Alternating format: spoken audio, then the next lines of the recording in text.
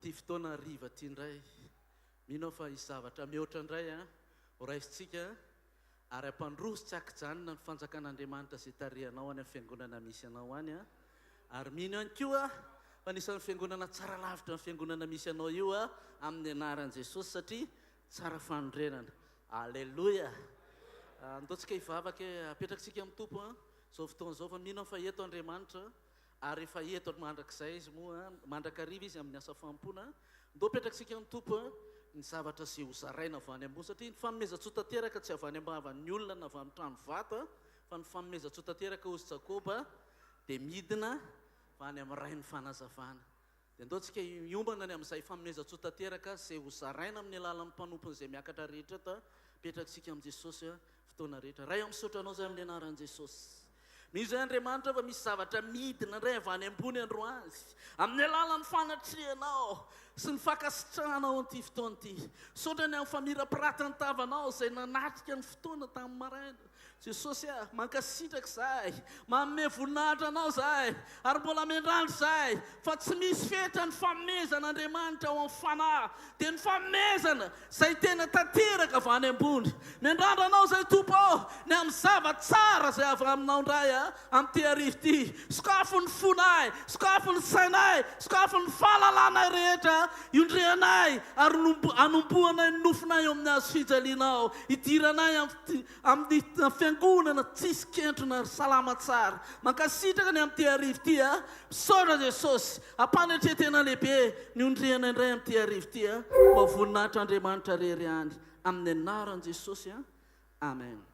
Mialohan'ny andraisan'ny mpanompon'Andriamanitra manaraka dia ohatran'ny zavatra fagagana ny ataon'i Jesosy eo amin'iny apokalipsy iny satria miseho amin'ny endrika be da be impito koa Jesosy amin'iny.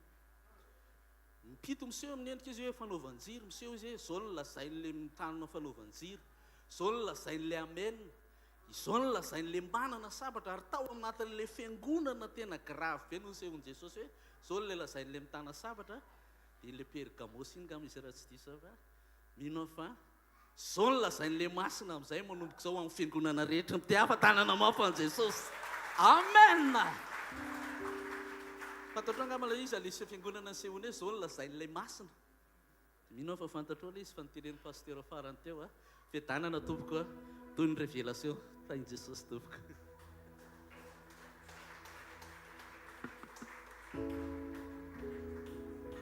Alléluia. Mbarao am-pitsanganantsika ataontsika misaotra ny tompo androany. Alléluia. Ozy izy Davida hoe raha jereko ny lanitra ao izy izay asany ratsan-tananao dia sy ny volana makitana izay fironinao. Inona moa ny olona ny ajarovanao azy? Inona moa tsika izao? Raha ny tena marina tsy hoe tsika ny mahay miaina, tsy hoe tsika ny mahay mitaizan-tena, mitandrina amin'ny sakafo, manao izay ezaka rehetrarehetra ara-pahasalamana, fa Andriamanitra ny mbola mahatoa izao atsika. Fahasoavan'Andriamanitra mbola mahatoa izao atsika tsirairay avy. Ataontsika hisaotra azy. Tsy mendrika an'izany tsika. Samy mpanompon'Andriamanitra daholo tsika ato fa ny tena marina tsy amin'ny mampanompon'Andriamanitra mbola mahavelona anao fa Andriamanitra. Ataontsika hisaotra azy ianao andry. Ray amin'ny anaran'i Jesosy. Mankasitraka anao izay Tompo. Misaotra anao izay fa inona tokoa moa zahay ny antsarovanao anay. Na izy izay no hamanginao anay tsirairay avy indray amin'ny alalan'ny teninao, amin'ny alalan'ny hafatra avy any aminao Andriamanitra. Araka ny nambaran'ny mpanomponao hoe tena nataonao ho ambany kely no Andriamanitra izay. Tena misaotra raha eo. Mankasitraka tompony amin'ny famindramponao, mankasitraka ny amin'ny programanao, ny amin'ny fiainanay tsirairay avy, ny amin'ny fiangonana tsirairay avy Andriamanitra. Ndreto izay manolotra ny momba anay rehetra eo am-pelantananao. Ataovy izay tianao Andriamanitra. Teneno izay tianao tenenina. Ovay izay tianao ovaina Andriamanitra. Fa mila an'izany izay. Misaotra ray misaotra fanamasina. Ny anaran'i Jesosy Kristy Tompo. Alléluia. Amen. Mazoto toerana vetivety ary. Alléluia. ho antsika izay nanatrika seminaire hatramin'ny omaly androany maraina dia ohatra ny tehiteny amintsika ny tompo androany ampifamatory amin'ny toetran'Andriamanitra ny toetranao, ampifamatory amin'ny toetran'i Jesosy ny toetranao. Ny fanan'Andriamanitra ny efa ao anatinao dia fanan'Andriamanitra mamoaka an'ilay toetra tsara sy mety. Mety amintsika ve zany? Tena mety amintsika ve zany? Andao ampifamatorina amin'Andriamanitra ny toetrantsika.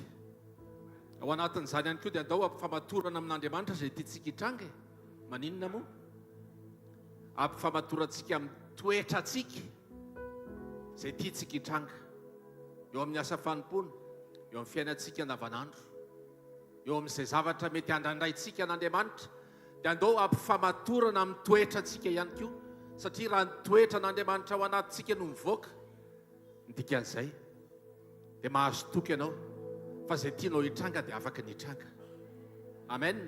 Satria ilay Andriamanitra lehibe loatra, ilay Andriamanitra ao anatinao, anehoanao an'ilay toetra tsara. Amen. Jerevy tsara ange e. Ahoana moa ny fijoroantsika mpanompon'Andriamanitra alohan'ny fampakarana? Mijery antsika Andriamanitra. Jerevy tsara antsika ny tantaran'ny Josefa, ny rahalahin'i Josefa sy ny fianakaviany natavavoaka azy tao anatin'ny kere dia noho ny toetrany Josefa. Josefa tsara toetra, noho ny fahatsarany toetrany Josefa nahatonga fanavotana teo amin'ny fianakaviany. Azovy ny eo akaikinao, ny toetranao io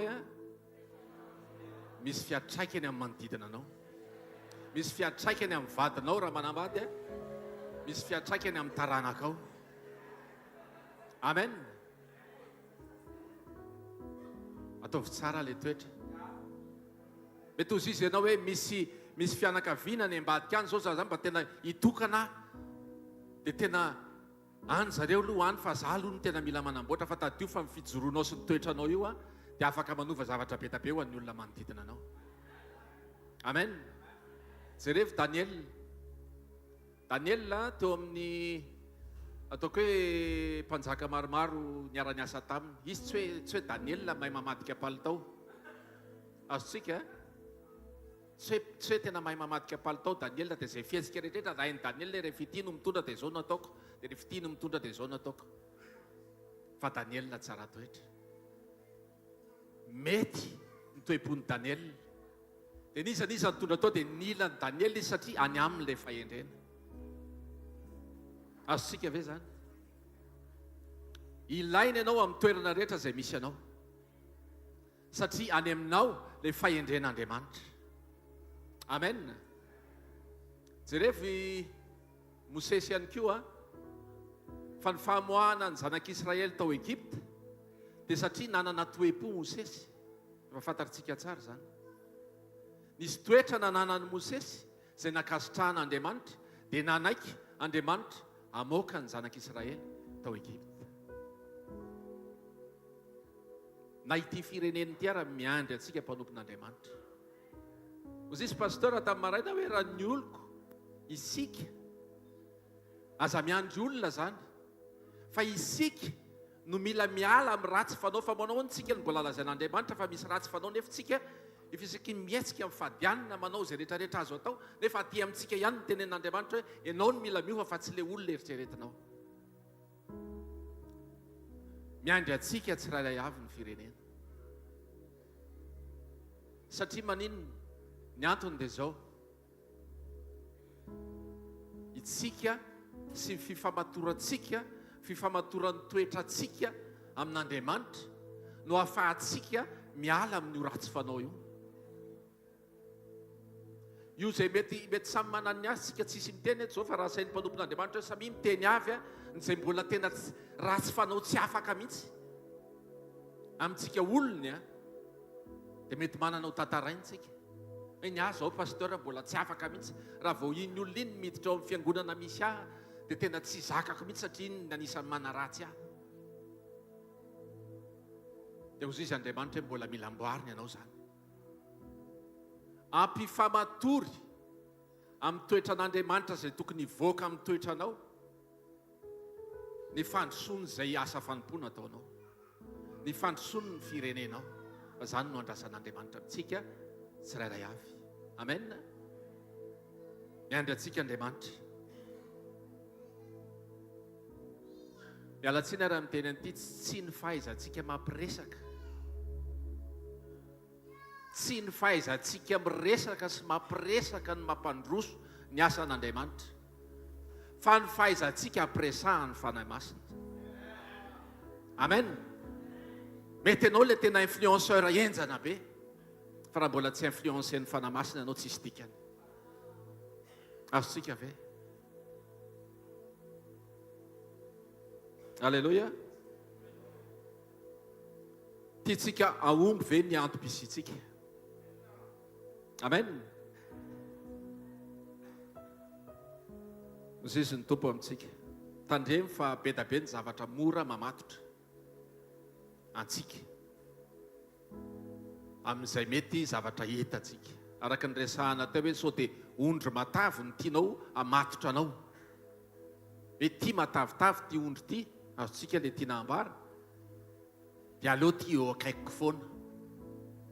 Dia indray iny foana no betsaka eo akaikinao no ny Andriamanitra izay miandry anao. Satria tia ondry ity mila karakaraina fa sao dia memahi.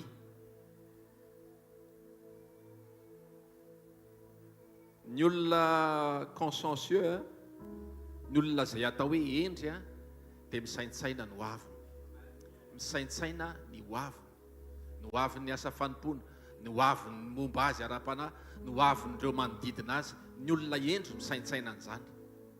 Dia ny olona endry no miezaka mamatotra ny tenany, mamatotra ny toetrany, mamatotra izay avy ao aminy, mamatotra azy amin'ny toetran'Andriamanitra. Amen. Efa ambara amintsika eto ny toetran'Andriamanitra. Dia andaontsika hisaintsaina ny hoavintsika. Mety misy zavatra tsy afaka mihitsy indraindray, tsy vita ny délivrance, tsy vita ny fifadikanana, tsy vita ny fitokanana. Fa rehefa ampifandraisinao ny amin'izay saintsaininao mety ho avy anome ohatra anankiray tianao ve no ampandroso ny asa fanomponao ohatra, ka tsisy ataoko hoe ahoana reny filazan'izany mba tena akasitran'Andriamanitra satria ianao tadiavin'Andriamanitra. Dia raha tianao ho tadiavin'Andriamanitra ianao, ka raha ratsy ny toetranao dia tsy ho tadiavina mihitsy izany ianao. Fa hiezaka ianao hitady fa mety mahita, mety tsy mahita.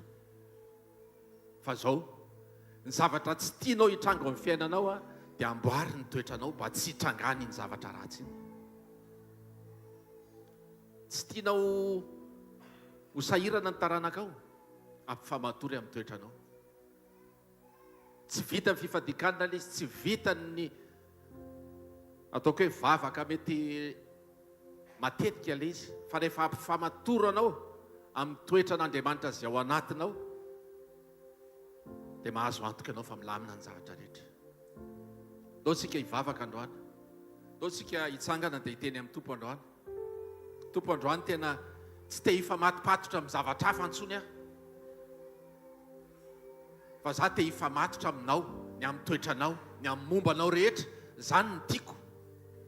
Le mifamatotra ny tsotra raha ohatra ka famatotra ianao sy ny toetran'Andriamanitra, naiza aleanao dia manaraka foana iny. Ary naiza koa alehany dia manaraka foana koa ianao. Tsy afaka misaraka tsony. Ohatra kely ty alohan'ny vavahantsika, mangalanao taratasy anankiroa, dia asivy lakaoly le taratasy anankiroa.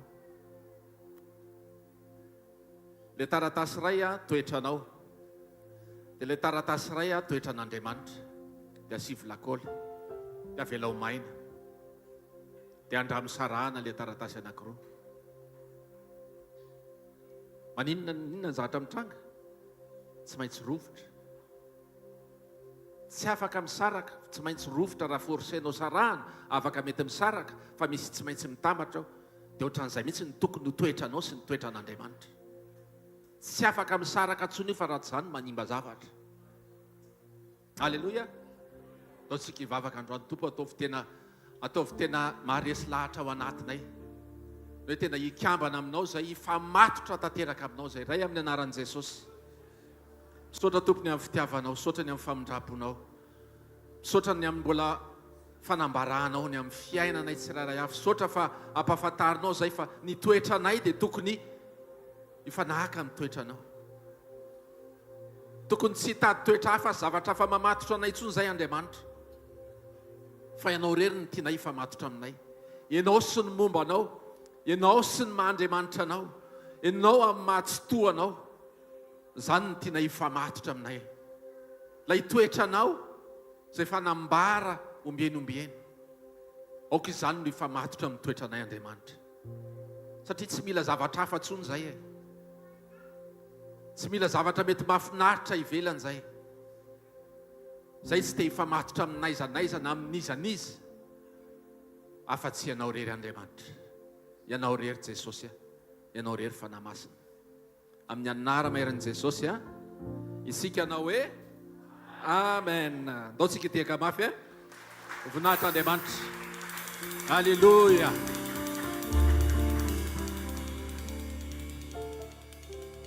Tsika hiaraka iankohaka sy hideran'Andriamanitra androany. Raha io mbola mankasitraka anao zay ny amin'ny fitiavanao, fitantananao anay tsirairay avy Jesosy. Tratran'ity tapakandro arivo ity indray Jesosy, iray aminao, iaino ny teninao Jesosy ary iankohaka eto anatrehanao. Androany Jesosy atolotray momba anay rehetra, entinay hiderananao, ny masonay, ny sofinay, ny oronay Jesosy, ny vavanay, ny sela rehetra, ny tova rehetra zay namoronanao anay Jesosy androany te entinay hiderananao. Aoka zay rehetra atao anatinay anandratra ny anaranao masina Jesosy. Fa mendrika ianao lay mandrakizay, ianao lay atramizay, ianao lay tsy miova mandrakizay Jesosy. Alleluia. Ianao no antony havelogno anay, ianao ny zavatra rehetra ao anay Tompo. Alleluia. Misandraty andray Jesosy, misandraty tao anivo amin'ity fotoana androany. Alleluia. Ny masoko no ibanjinanao,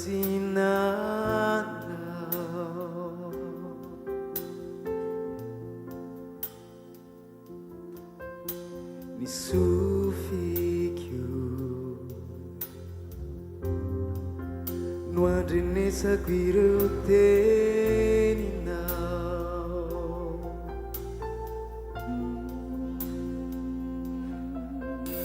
ny oroko fofonaina avy aminao.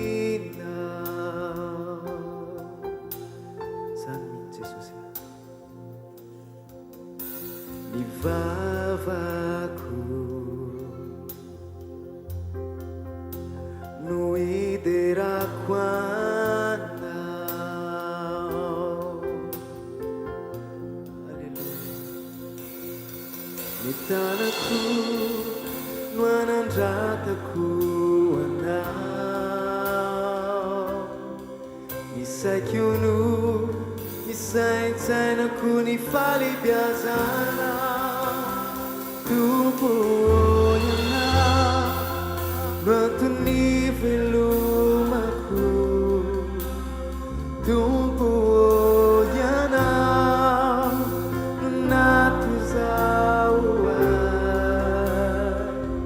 no arinao mitovy endrika aminao.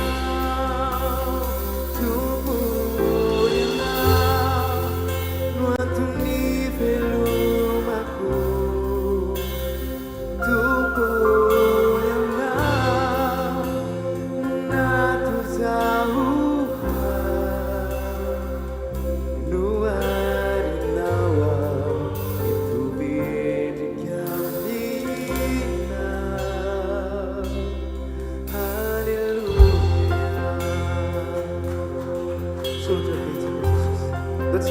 milaza hoe ny masoko ny ipantsirako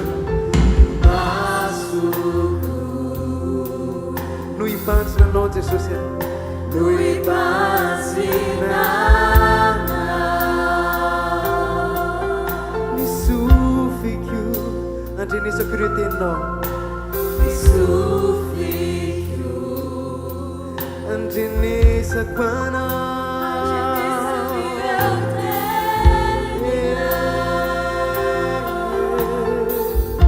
ny oroko fofonaina avy aminao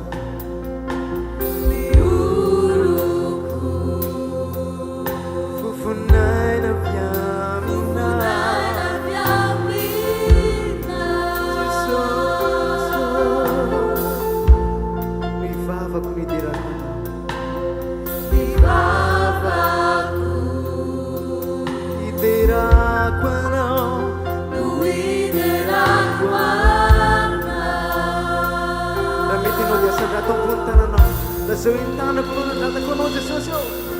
Tanahku, mana tanahku mana. Isaiku, Isai tanahku, tanahku di bawah tubuh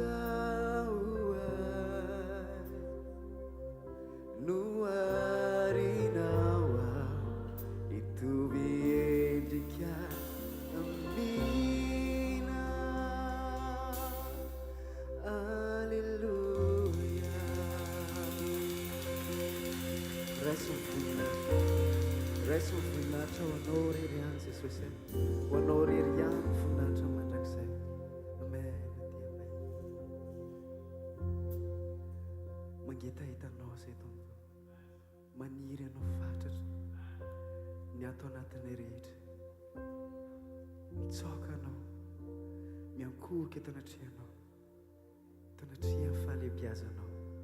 tubuh Masina Jehovah ny tompony maro Henoko ny voninahitra ao an-tany rehetra. Alleloia. Fa ny masonao ndreto izay androany miandrandra ny fahafenonao tanteraka tompo.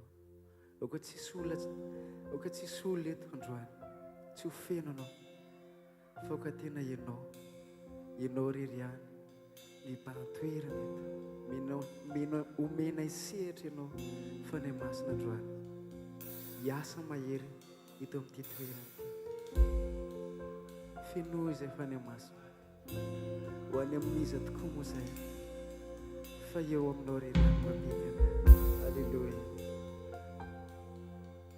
Alleluia.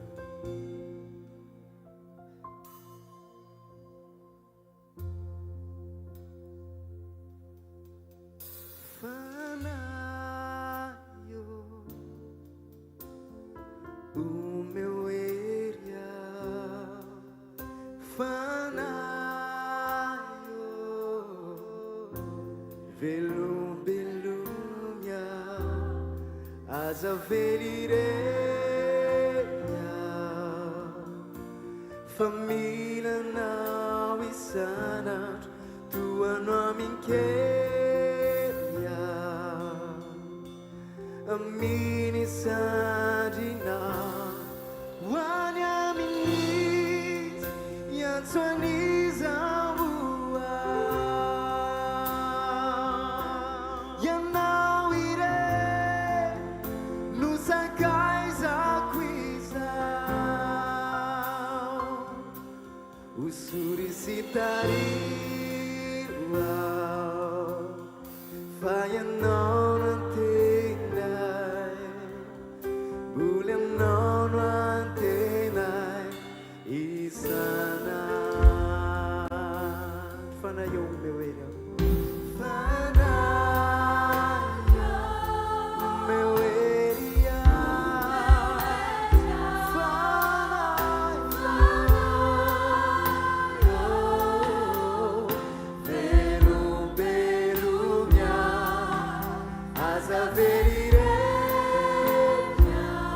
família não insana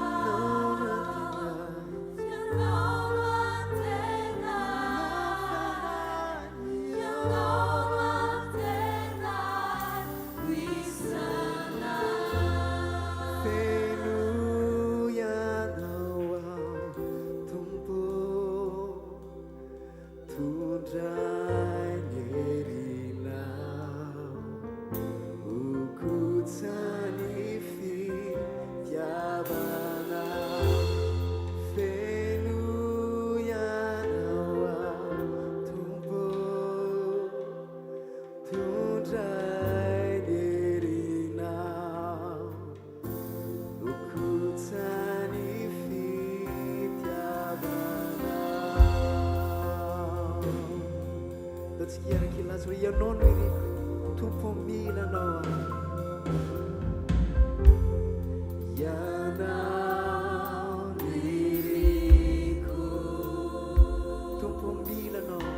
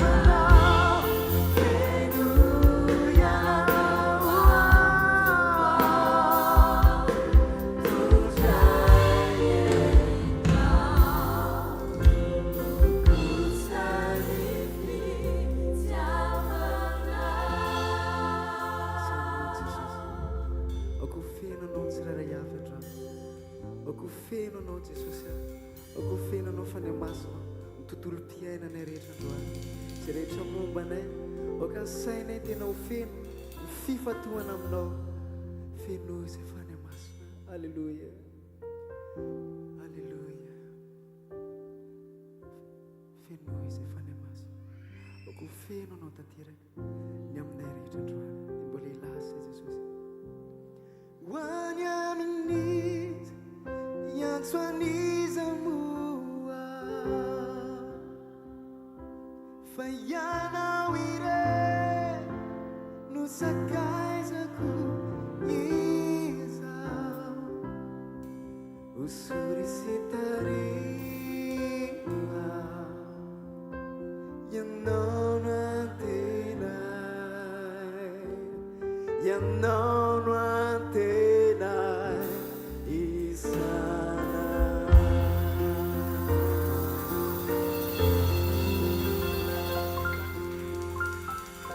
Oka zay rehetra faly amin'ity takarivo tika manatrika etika mafy hoe halleluia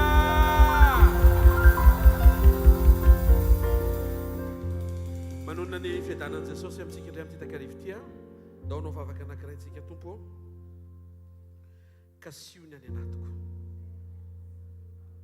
ataovy mihamangetaetanao foana ataovy mihamangetaeta ny fiainanao sy ny toetranao atao feno ny fandraisan-dahatra atao anatiko fa raha misy ny tsara lavitra tokony hirika eto ambonin'ny tany dia ny ahafahako miaina amin'ny fomba tsotra ny toetranao sokafo ny tompo ny fonao arak'izay efa nifantohantsika hatramin'ny maraina hatramin'ny omaly resao amin'Andriamanitra ny dinga mpitomboana dinga mpiovana dingana fanapahan-kevitra tsara lavitra tokony ho raisina manoloana ny vokatry ny fanahy irian'Andriamanitra ho hita eo amin'ny fiainanao tian'Andriamanitra ho anaovanao exercice eo amin'ny fiaina tokantranonao zay voatarafina ty amin'ny fiainam-panimpona raha tsara indrindra amin'ny anaran'i Jesosy entinetana trehanao ny fonay angetaeta marina ny fiainanao raha misy ny tsara lavitra tokony irianay dia ny atonga anay tena iaina amin'ny fomba tsotra ireo toetranao efa napetraka ao ato anatinay irianao mba ho aseho anay tsarovy izao fotoana riva ianaranay iofananay eo a-tongotrao zay ny afaka mandray zavatsoa avy amin'ny teneny mbavanao. Ianao no irinay, ianao no ilainay. Amin'ny anara maherin' Jesosy Kristy avy a Nazareta. Amen. Ratsika tiaka mafy tsara ho an' Jesosy a. Tenenino akaikinao sady atody afaka mipetraka dia tenenino izy hoe tonga sondra andro any hariva hoe a. Eto amin'ny fanatrehan'Andriamanitra hoe a. Misy zavatsoa ho anao eto androany hoe a. Misy zava-panahy hoe. Amen. Mbola ao anatin'ny ny dingana amoahatsika ny toetran'Andriamanitra avy amin'ny fahafahantsika miombona aminy a no mbola ho resahantsika amin'ity takariva ity. Mampahazo aina an'Andriamanitra ny toetrany hitany eo aminao. Possible ianao manana endriky ny toetran'Andriamanitra nefa mety mbola tsy nandray an' Jesosy. Dia Paoly apôstôly no teny mazava tsara amin'ny tenin'Andriamanitra.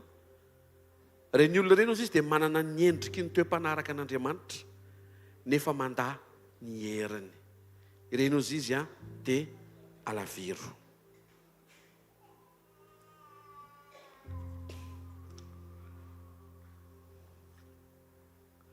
Amantaran'Andriamanitra anao ny toetra. Anehoan'Andriamanitra anao ny toetra. Hanamarinan'Andriamanitra ny zavatra torianao ny toetra. Amaritra ny toerana isy ianao ny toetra. Manomana ny fisehoany Jesosy ho hitanao ny toetra. Jaonina 2:3-4. Fantatsika fa raha iseho izy dia ho tahaka azy isika.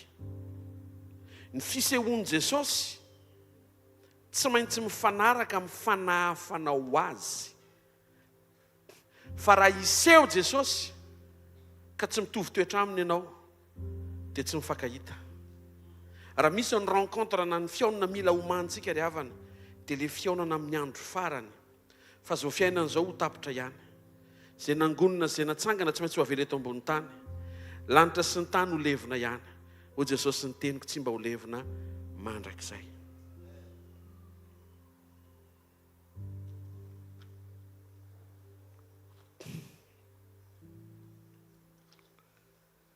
Leo tsika hijery ny pratika hoe ahoana avy amin'ny fifandraisanao amin'Andriamanitra, avy amin'ny fahafantaranao an'Andriamanitra, lasa fahazarana tsara, lasa fanaonao ny toetra an'Andriamanitra.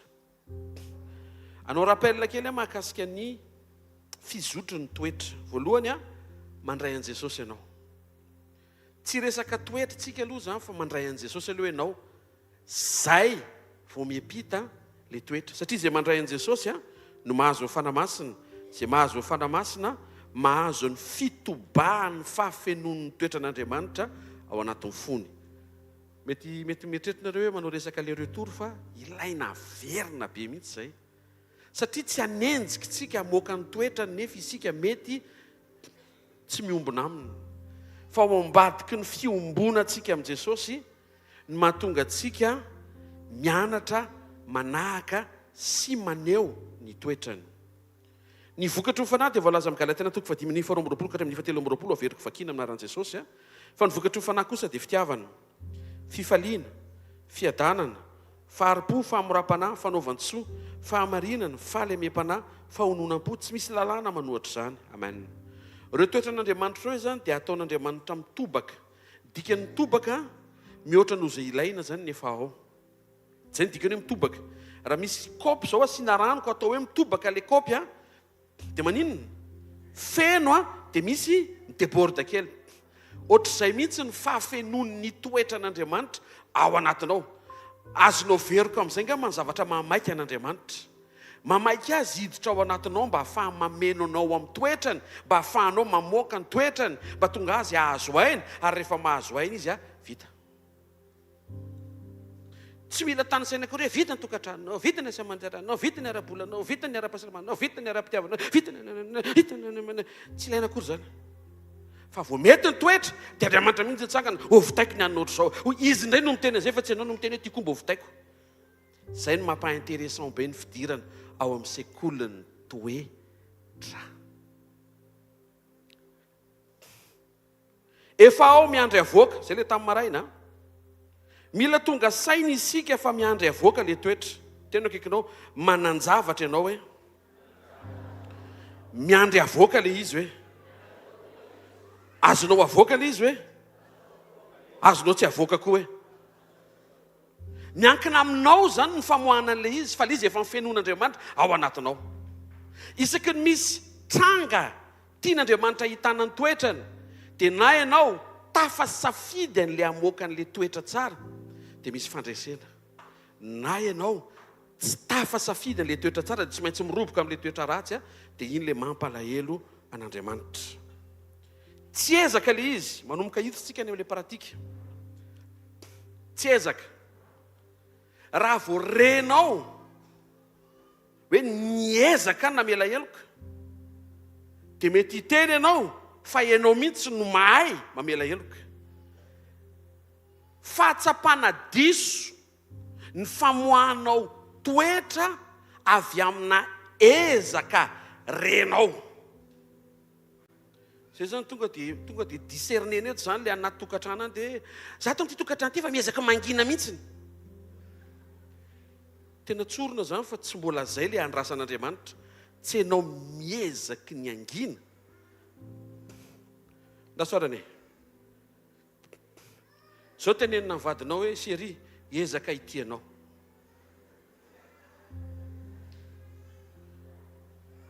Ianao valy tenin'izay fria.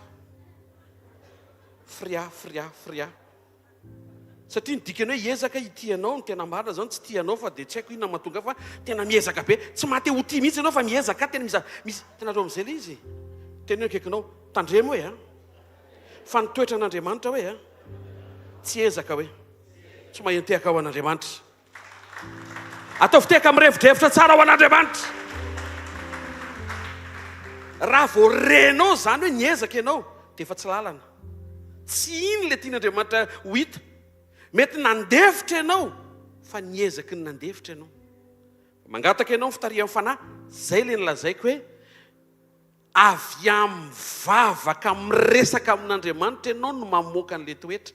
Zany hoe avy niresaka taminy ianao vao mamoaka ny toetrany. Mampifandray anao amin'Andriamanitra foana zany ny fotoana rehetra tokony hamoahana an'le toetra. Zay mahatonga le hoe avy ao amin'ny communion no ivoahany le toetra.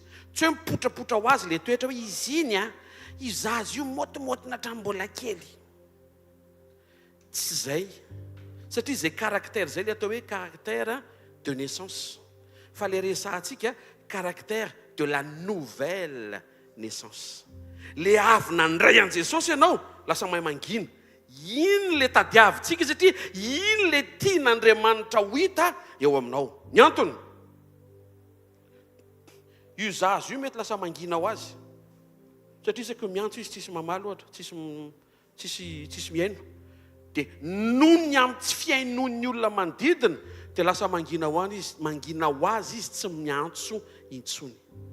Tsy zay fahanginana hatramin'ny mbola kely zay le tian'Andriamanitra ho hita ao anatinao, fa fahanginana avy amin'ny vavaka ataonao hoe Andriamanitra mampite hitrotra zany resaka zany, fa noho ny amin'ny séminaire ny tenenina fa anisan'ny tokony hangina mitovy aminao lava be aloha le vavaka fa tsy maninona.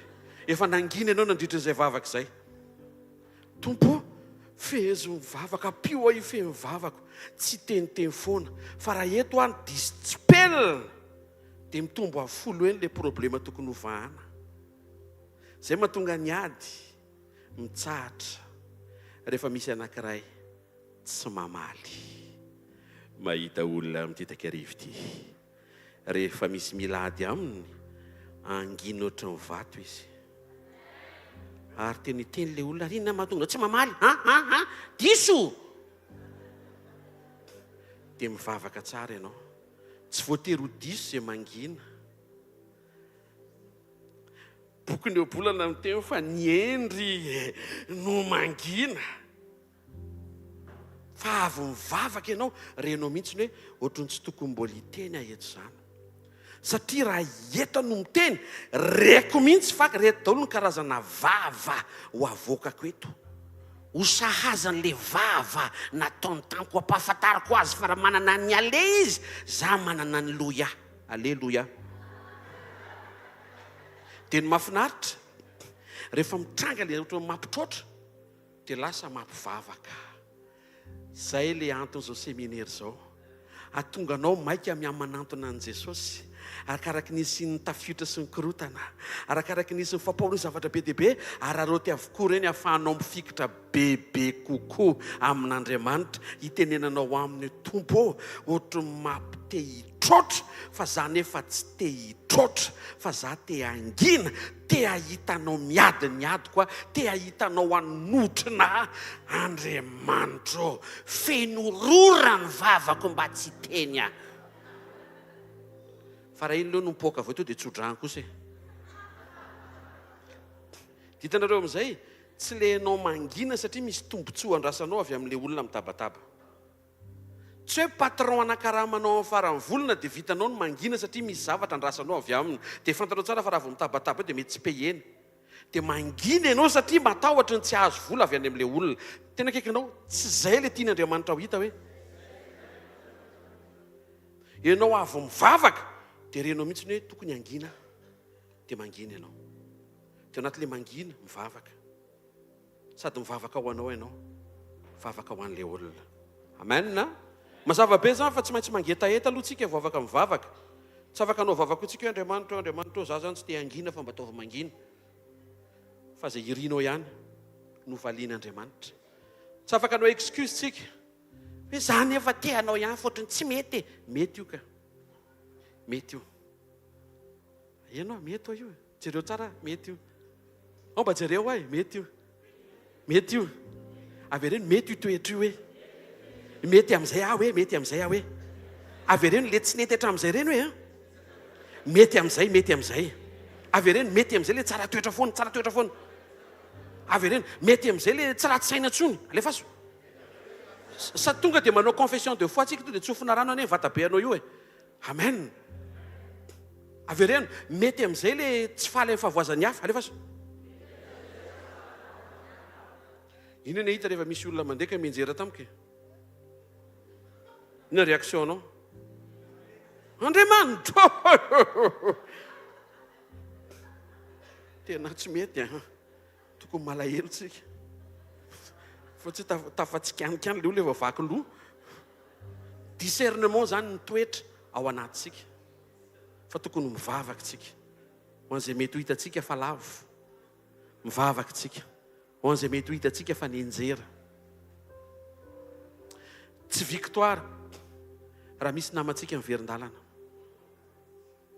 Tsy victoire zany. Renao ve zany pasteur sy mpiandraikitra sy izay tonga eto ianao? Tsy victoire raha misy olona miverin-dalana. Tsy victoire raha ianao mandroso be fa nisy olona tsy nandroso tsony. Tena mitsotra fa tsy victoire zany. Malahelo Jesosy ny amin'izany. Zay mahatonga antsika mila manana fo, faharetana, compassion, hivavaka ho an'ireny namantsika ireny. Mety niemotra na niverin-dalana na nangatsika. Ary fotoana hitondranam-bavaka azy ireny. Zao. Amen. Ozy izy ny Apokalipsy 2:20 minaran'i Jesosy. Zay manao ny tsy marina, ao ka mbola hanao ny tsy marina ihany izy. Zay maloto, ao ka mbola hialoto ihany izy. Zay marina kosa, ao ka mbola hanao ny marina ihany izy. Zay masina, ao ka mbola hiamasina ihany izy. Andriamanitra zany mampitombo fotsiny izay décision raisinao. Mandray décision anao ny anao maditra, dia tsofin'Andriamanitra rano me maditra. Grave be ne zany e. Fa raha vao midécide anao, za kosa tena hijoro tsara, tsofin'Andriamanitra rano, maika mijoro. Taovy amen moa e. Andriamanitra zany manohana ny fijoroanao. Mijoro fanjaran'Andriamanitra avy eo afaka mitahiry anao izy. Ny antony, Tsy voatery ametraka ianao an'Andriamanitra ho mpanangana an'izay lavo. Fa afaka mametraka an'Andriamanitra ianao ho mpitahiry izay mijoro. Les années pasteurs, on apprend de ces échecs. Rehefa misy zavatra tsy mety, misy fararahana, dia mianatra avy amin'izany. Dia nisy pilote anankiray izay niteny hoe tia ny premier vol. Iaraka amiko ianareo fa araka ny fampianarana dia mila mianjera vao mahay mitondra tsara. Mihaino ve tsika e? Mila mianjera ve ny avion vao mahay mitondra tsara ny pilote? Comment ianao mieritreritra fa mila mianjera ianao vao mahay mijoro tsara? Tsy voateraka. Jesosy anie tsy nianjera vao nijoro e. Jesosy voateraka tonga dia nijoro. Eny trotrona izy aloha zany e. Fa nijoro tonga dia nijoro izy naneo. Fa possible nofo amandra hitoeran'ny fanahin'Andriamanitra mijoro tsy manao fahadisoana. Zay le modely napetrany. Possible. Tena kekinao possible tsy manao fahadisoana tsony ianao io e. Teneno izy tsy mampino zany hoe fa possible.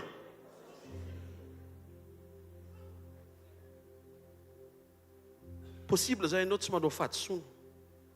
Tsy misy zavatra adinonao tsony. Tsy misy zavatra very tsony eo amin'ny fiainanao. Tsy misy zavatra arianao. Fotry hoe tonga raha-potoana daholo ny fahatserovanao tsaina tonga dia tadidinao omen'Andriamanitra anao le fahatsoloana atonga anao hiaina ao anatin'ny endriky ny fahatanterahana. Vao miteny ianao to dia mamy sira ny teninao. Vao mijery ianao to dia masom-bory mahay lala. Nafantaran'ny olona anao masom-bory ny tolo. Fa vita séminaire niovy zany. Tena kaikanao io masonao io ny miteny hoe so dia mody mangina eo hoe fa le maso hafahafa be hoe zany koa mila sitranina hoe tena zay le kaikanao zany mbola mila sitranina koa hoe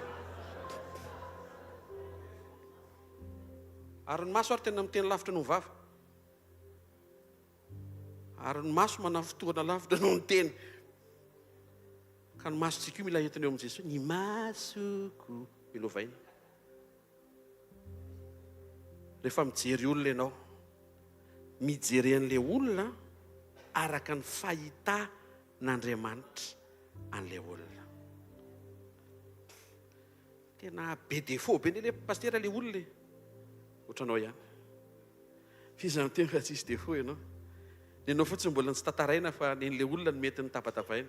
Fa Jesosy miteny tandremo izy raha mahita sombikazo ianao izy eny amin'ny hafa. Dia zay miprofo izy fa misy andry hazo be eo anoloan'ny masonao fa tsy hitanao mila esorinao. Zay tsara dia tsara. Dia tamin'ny maraina averiko etivetika prédestiné tsika anahaka ny endriky Jesosy. Ny toetra ny rasan'Andriamanitra ho avoaka antsika dia toetra ao aorian'ny vavaka. Tena kaikanao toetra ao aorian'ny vavaka hoe. Raha kamo mivavaka ianao zany dia tsy ho anao ty lesony ty. Tsy hamoaka toetra zany mihitsy ianao. Dikan'izay manapa-hevitra ny vavaka sy fampiresaka amin'Andriamanitra. Misy fifankazarana tsy ho azonao avy amin'ny Tompo raha tsy ianao no manapa-kevitra hifampiresaka amin'ny Tompo. Misy fifankazarana izay tian'Andriamanitra ho aorinao amin'ny manokana amin'ny alalan'ny fanekenao hiresaka aminy matetika. Sao dia Andriamanitra mitany sakafo fotsiny hamantaranao azy. Na Andriamanitra manokatra ny lalam-piainanao sy ny tontolo andro fotsiny ny hamantaranao azy. Fa izy koa Andriamanitra mizara ny zavatra mba mahafinaritra azy tiany mba ho fantatrao. Ary izy koa Andriamanitra afaka miaino izay mety mba fahatsapahanao koa hifampizarahanareo mianaka. Misy miaino ve? Dia nisy vavolombelona ny tenen'ny pasteur izay indray mandeha hoe ny lehilahy sy ny vehivavy raha vao tsy mpivady dia tsy mahazo mifampiresaka ela be. Manjary lasa misy échange na émotion. Dia manomboka misy fitiavana sandoka potra. Satria misy échange. Ohatr'izay le tian'Andriamanitra ho ataonao miaraka aminy. manaova échange na émotion fihetsepo sy fahatsapana eo aminao sy ny tompo. Raha misy ny tokony hitantaranao ny zavatra zakanao sy ny zavatra tsy zakanao, ny zavatra tianao sy ny zavatra tsy tianao, dia Jesosy. Za zao vao tamin'ity séminaire ity mihitsy dia misaotra Andriamanitra ny amintsika ry. Andriamanitra ny tsirokaniny ianao. Zay ny fifandraisako aminy ka aza kopiena fa tsy ho hainao zany satria za tena mankafy tsirokanina hatramin'iny faran'izay zavatra kely iny. Zay ny hitako tena hifandraisako be amin'Andriamanitra. Alleluia. Fampizaraha ianao ny zavatra mba renao sy tsapanao miaraka amin'Andriamanitra. Manokana fotoana fa tsy ho azonao zany zavatra resahako zany rehefa tsy manokana fotoana ianao iresahana aminy an'ilay zavatra tokony ho resahana. Tsy hoe sady manao zavatra ianao no miresaka an'ilay izy. Tsy zay, tsy ny karazana vavaka iny ilay izy, fa karazana vavaka tena tsy manao ninninina ianao ankoatra ny miresaka aminy. Ampitombo be mihitsy ny fifandraisanam-po eo aminao sy Andriamanitra ahafahanao mianatra ny toetrany avy amin'izay ho asehony aminao ao anatin'ilay fitokanana omenao azy. Hebreo 12:2 dia manambara anaran'i Jesosy, mijery an'i Jesosy tompo ny finoantsika sy mpanefa azy. Natao hijery an'i Jesosy isika avy amin'ny fijerenan'i Jesosy no mivoaka ilay toetra. Mivavaka ianao mba afaka hijery an'i Jesosy, ahafahanao mikopie izay nataon'i Jesosy, dia mamoaka ilay izy amin'izay ianao ho hitanao ny résultat. Tsy ampanantenanao andramo dia ho hitanao fotsiny. Tsy tena inona ny zavatra hitranga, alefa fotsiny. Fa na ianao ary mety mba ho faly hoe wow, ve ohatr'izany Andriamanitra rehefa tena iseho zany a. Ianao anatin'ilay efa mafana ny andro Andriamanitra. Sotranao fa tsy nisy jus androany. Nasainao sotro rano mangatsiaka mpanomponao. Tampotampoka teo. Nisy vera tonga avy any. Mbola tsy zay loka. Gaga ianao, Andriamanitra. Zany zavatra atao. Aminao aloha zany mety tsy azonao tiako tenenina fa mba ray sotsy ilay témoignage keliko. Fa Andriamanitra mitsinjo, misaina, manomana zavatra izy ho anao. Ataovy mety tsara fotsiny mifankasana tsy hoe midongo be ianao fa tsy nahazo ilainao. Ankasitrao Andriamanitra dia misaora azy. Isaora azy ny zavatra nafinatrinao tamin'ilay matine. Ny zavatra nafinatrinareo ve zao tamin'ny maraina ve? Nisy ve? Nisy? Tsanganareo vetivety e? Tsangana vetivety e? Tena alefantsika ny pratika efatra miberesaka be pastera. Avafontananao. Tenenao Andriamanitra ny fifalianao tamin'izay voarainao tamin'ny maraina. Ankasitrao Andriamanitra tamin'izay fahatsapana. Renao, mety fiovana, mety nanaitranao indray ny teny. Mety nampitomany anao ilay fahamarinana. Mety nampiverina anao Jesosy hiaina an'ilay fitiavana voalohany. Isaora azy, eto zany zao tsy afaka miainao ilay akaikinao ianao, satria tsisy mitovy ny sujet antsika zao eto. Satria tsisy mitovy ny fahatsapantsika. Alefasiny ianao manokana. Raha amin'ny anaran'i Jesosy Kristy avy Nazareta, ataovy misokatra amin'ny fony tsiraray avy izay tonga eto. Anao pratika tompo, anao pratika. Anao pratika ny amin'ny fafana. Ny fafana tena miaina sy mifampizara. Ny any anatina ihany amin'izay fahatsapana nomenao anay. Amin'ny anaran'i Jesosy. Amen. Mahazo toerana vetivety. Mbola tsy tapitra. Tsy mety raha vao tsy Jesosy ny modely. Zay natao, eto amin'izay ilay izy, enoia, zay nataon'i Jesosy taminao no azonao aseho amin'ny manodidina.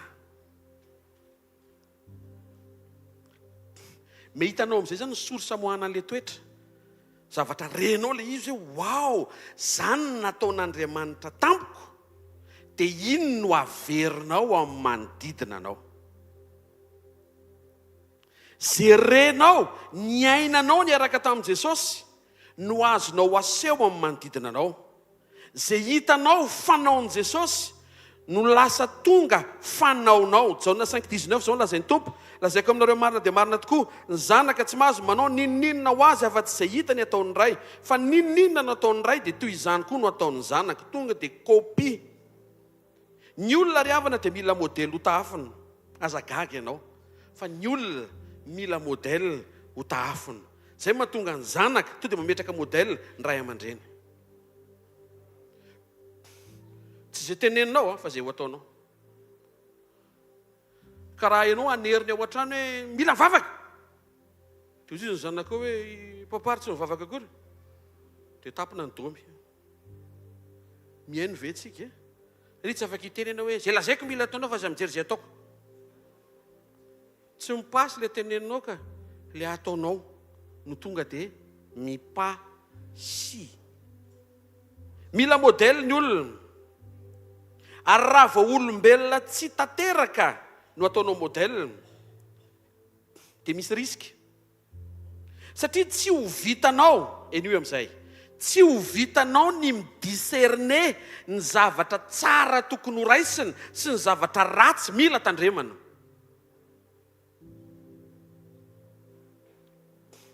Raha mpiondana Davida ianao zao dia tsy atahotra Goliata, tsy atahotra fanenjehan'ny Saoly. Misy zavatra be dia be satria mahafinaritra anao ny fijoroan'i Davida. Fa tsy ho vitanao no midiserne hoe nisy erreur nataon'i Davida. Dia naminony vadin'i Batseba mba ahafahany maka an'ilay madama sy nampiakarany azy ho isan'ny vadiny. Rehefa mandeha lavitra ilay fiondananao an'ilay mpanompon'Andriamanitra dia tsy ho hitanao ary tsy ho vitanao ny manasaraka hoe hatreto aho manahaka azy fa hatreto tsy manahaka azy. Aza be zizo fa tsy ho vitanao zany. Zay mahatonga ilay mpiondana Davida ireny ny efa rana. Tsanga daholo. Satria any anaty any amin'izay manomboka misy feodiso hoe Davida raha niaraka tamin'ny vehivavy hafa tsy tezitra Jehovako. Dia manomboka resy lahatra ilay te-haka vady hafa. Dia rehefa mamaky baiboly tsy vakiana mihitsy amin'ilay aza mijangajanga dia tsy vakiana fa ao amin'ilay hoe ary Davida dia nanana vady telo. Eo foana io foana averimberisana andro nanana vady telo. Nanana vady telo. Dia mamalina pazy anankiray ary lasa efatra indray, lasa efatra indray. Dia iny no mahasanao anatinao dia lasa iny no faniriana tsy voafehanao avy eo. Tsy maintsy nidiny Jesosy azo fitehaka mafy tsara ho an'i Jesosy. Tsy maintsy nidiny Jesosy ny rectifier-n'ilay modèle satria voafitaka izay manaraka an'i Davida. Voafitaka izay manaraka an'i Abrahama. Lasa fomba nele mandray mipiasa amin'izao e. Ka Abrahama nanaoko. Ray mino ireny. Ray ny fiankofana. Nankasitrana anao. Tsy ho hainao ny hoe faiza ho aiza Andriamanitra nankasitraka azy, taiza ho aiza Andriamanitra nalahelo. Tonga dia nidiny Jesosy. Izao no tenenina. Zany ny modely fa miaingany dia aza mitazany tany ariana intsony fa tonga dia aty mpanjinina. Amena. Zay version somary. Fa tiany Jesosy ianao tsy banjina jerijery. Hitoditodika intsony hoe inona amin'izay nataon'i Samson no mety, inona tamin'izay nataon'i Solomon no mety, inona tamin'izay nataon'i nanondrana daholo ireo. Anankiray ny tsy nanondrana. Ary izy ny tompon'izao fivoriana izao. Jesosy efa ny Nazareta ny anarany. Aza mandany fotoana. Aza mandany fotoana hitsipona an'izay mety sy tsy mety nataon'ilay olona. Ndana tokany ny fotoana dia banjina ilay tsy nanao fahadisoana mihitsiny. Dia ho hitanao fa sady tsy ho lany fotoana ianao no tsy ho diso fanantenana. Jereo Jesosy e. Vao nijery Maria Magdalena dia afaka Maria. Davida nga nanana zany. Davida vao nijery vehivavy dia Davida ny lasa tsy afaka. Ka aza mijery olona manana an'izany tsy mahavita mahafetena zany. Jesosy mahavita mahafetena. Possible koa ianao mahavita mahafetena. Ataoko ny fomba fiteny hafa hoe possible ianao mahafetena. Averina possible zany hoe. Averina possible zany hoe. Tsy mampino ny olona zany hoe. Fa possible zany hoe. Aiza koa ve lehilahy ve dia hijanona ny vehivavy ray? Tsy lehilahy zany. Fa inona définition lehilahy? Verenao ny définition nomeny Jesosy e. Zany lehilahy zany manaja ny vadiny. Zany lehilahy zany tsy manimba olona. Tsy manimba vehivavy. Tsy mampanantena nefa tsy ho alainy vady akory avy eo. Tsy manao an'izany. Tsy zany ny programme an'Andriamanitra. ary tadio fa raha mandratra ianao androany aleloia ho ratrainy ianao rapitso tsy ozony zany fa fahamarina teneniko hoe tandremo io zavatra ataonao androany io fa miandry anao rapitso ane io hoe Andriamanitra ane mitazana fotsiny dia zao teneniny mahazaka ny valiny to mikofokofoka be manao mahazaka tenena kaikinao rehefa hitanao fa ohatrany tsy ho zakanao hoe aza atao amin'ny hafa hoe amen. Jesosy ny modèle tanteraka tsisy point négatif mihitsy ny amin'ny Jesosy. Aza mandamy fotoana mijery zavatra hafa.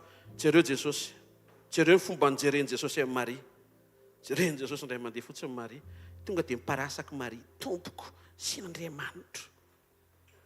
Zany no tokony ho vokatry ny fijerinao fa tsy hatramin'ny firy taona moa ianao nanao an'ity asa ity natao hanafaka ane ianao fa tsy hapidikizy olona. Araky ny tantara dia lasa miverina nanao gâteau Maria, hiala tamin'ny asa ratsiny izy, lasa mpanao madeleine izy satria ny anarany Marie Madeleine. Mpamerina ny olona ao amin'ny antom-pisina zany ianao io rehefa tena velona tsara ka mahazo ainy Jesosy eny amin'ny masonao eny amin'ny vavanao eny amin'ny tarehanao eny amin'izay rehetra mahakasika anao.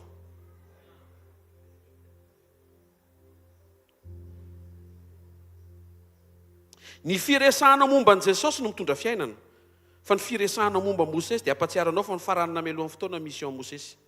Ianao ty Mosesy io, Mosesy ilay tsy niditra Kanana averiko, ianao ty Mosesy io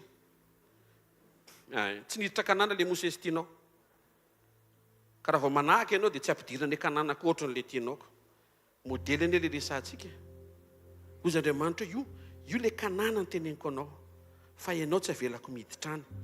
Baton ny angady sy ny arona miakarina tapiterim-bora dia lavao ny fasana dia ianao maty rereo. Hozy Andriamanitra tamin'ny Mosesy, ka ho an'izay mpiondana Mosesy rehetra tohitoy izany ny efaranao. Raha zay ianao mametraka modely an'i Jesosy, misy mihaino ve hoe tena akaikinao tsy modely Mosesy hoe raha vao tsy mahita an'i Jesosy ianao ao Mosesy hoe avereno, raha vao tsy mahita Jesosy ianao ao amin'ny Mosesy dia tsy mandray ninninina ianao hoe. Jesosy ny modèle ny fanamasinana tena. Ozy izy ny demoniaka mifanena amin'ny Jesosy. Ianao ilay masin'Andriamanitra. Masina sa tsy masin'i Jesosy aloha e? Izy amin'ny tena masin'i Jesosy. Tokony manangan-tanana daholo. Tsangano tanana anaran'i Jesosy. Mahavariana, efa masina izy. Dia zao ny teneniny amin'ny John 17:19 anaran'i Jesosy, ary ho an'ny reto no anamasinako ny tenako. Olona efa masina no miteny fa mbola manamasina ny tena noho izy. Modely raisitsika, Jesosy ary mbola nanamasina ny tenany. Zasy ianao koa tokony hanamasina ny tenantsika mba ho voatokana hanome voninahitra an'Andriamanitra io vatabe anao io.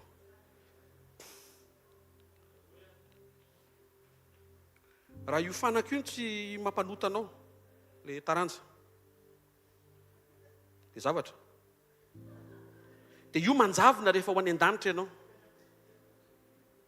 Dia mety zay koa tonga ny ka tsisy an'ilay izy tsony any dia aleo manao be dia mivoleta mivota very eo fanaka tsy voafehinao eto ambony tany tsy manaraka anao any an-danitra ve ny avery anao any amin'ny elo. Tsy ho any io.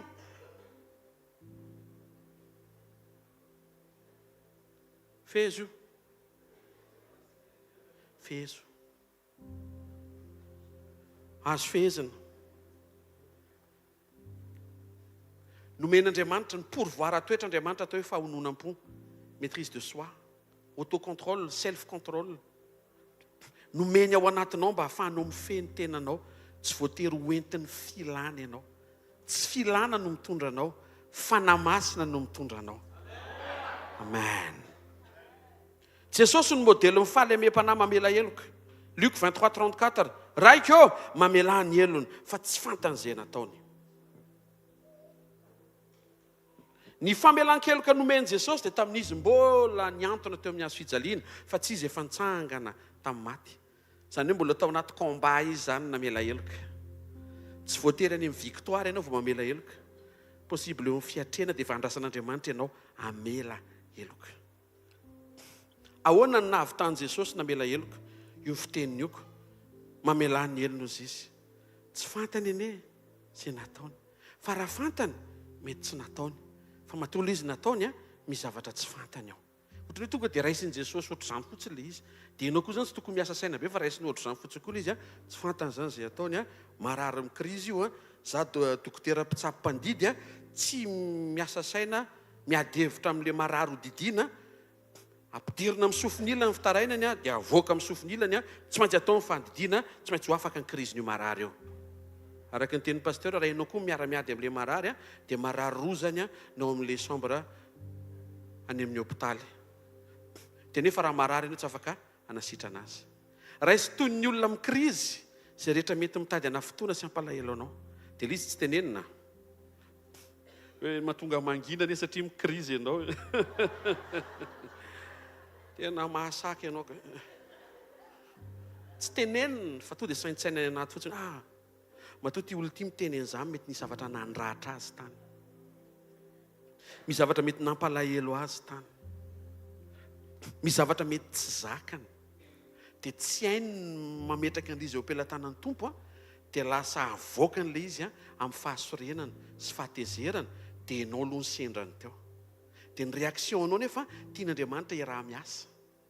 Fa raha eo ianao no mahavita tonga dia tsy sorena fa honena dia miasa Andriamanitra manome voninahitra ny teniny misauver an'ilay olona dia mampidina amin'ny fankasitrahana izy eo aminao.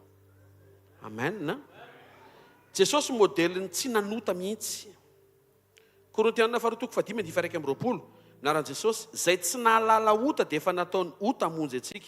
Jesosy dia tsy nahalala ota, nanana conduite irréprochable et exemplaire. Zay izy pasteur sandratra. Conduite irréprochable et exemplaire. Zany hoe fitondra tena tsy nahitana kiana ary tena mendrika ho tahafina. Zay mihitsy Jesosy. Ary zay mahatonga Jesosy rehefa miresaka amin'ny olona marary sitrana dia zao ny teneniny amin'ny Jaona 5:14 efa sitrana ianao zao aza manota tsony. Fandrao anjo aminao izay raha tsy nohony teo. Jaona 8:11 za koa tsy manameloka anao Maria Magdalena mandehana ary amin'izao sisa zao aza manota intsony.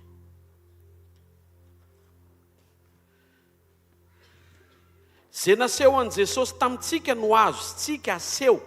Zay mahatonga ny tompo miteny ao Matthieu 11:29 menara amiko. Jaona 13:15 fianarana nomeko anareo mba hanaovanareo arak'izay nataoko taminareo. Inona ny renao fa nataon'Andriamanitra taminao fa zay no azonao avoaka.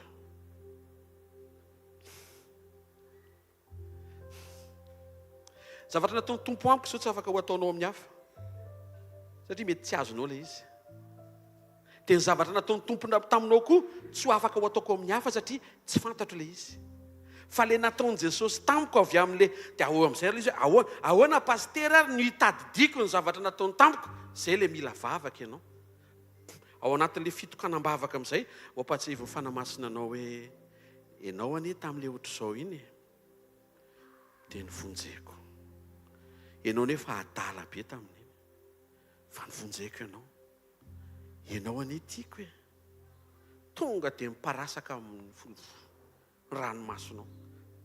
Anika rehefa misy olona tonga avy any dia mahatsiaro ianao hoe za ty ary adala be ny tiavin'Andriamanitra sy navelany heloka.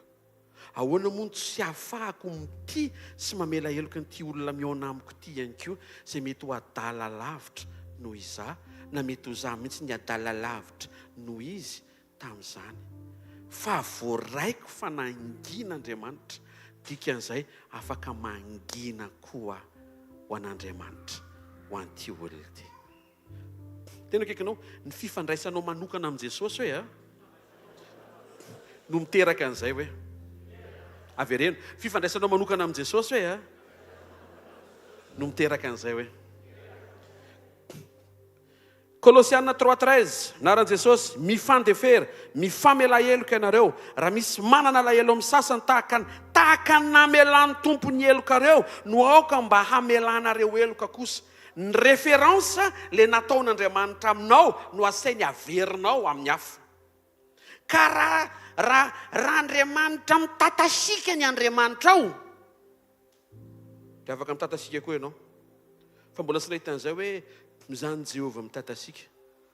Tsy mbola nahita an'izay fa izy Andriamanitra ny fahanginana, Andriamanitra ny fahatsara-panahy, Andriamanitra ny fahatsara-toetra.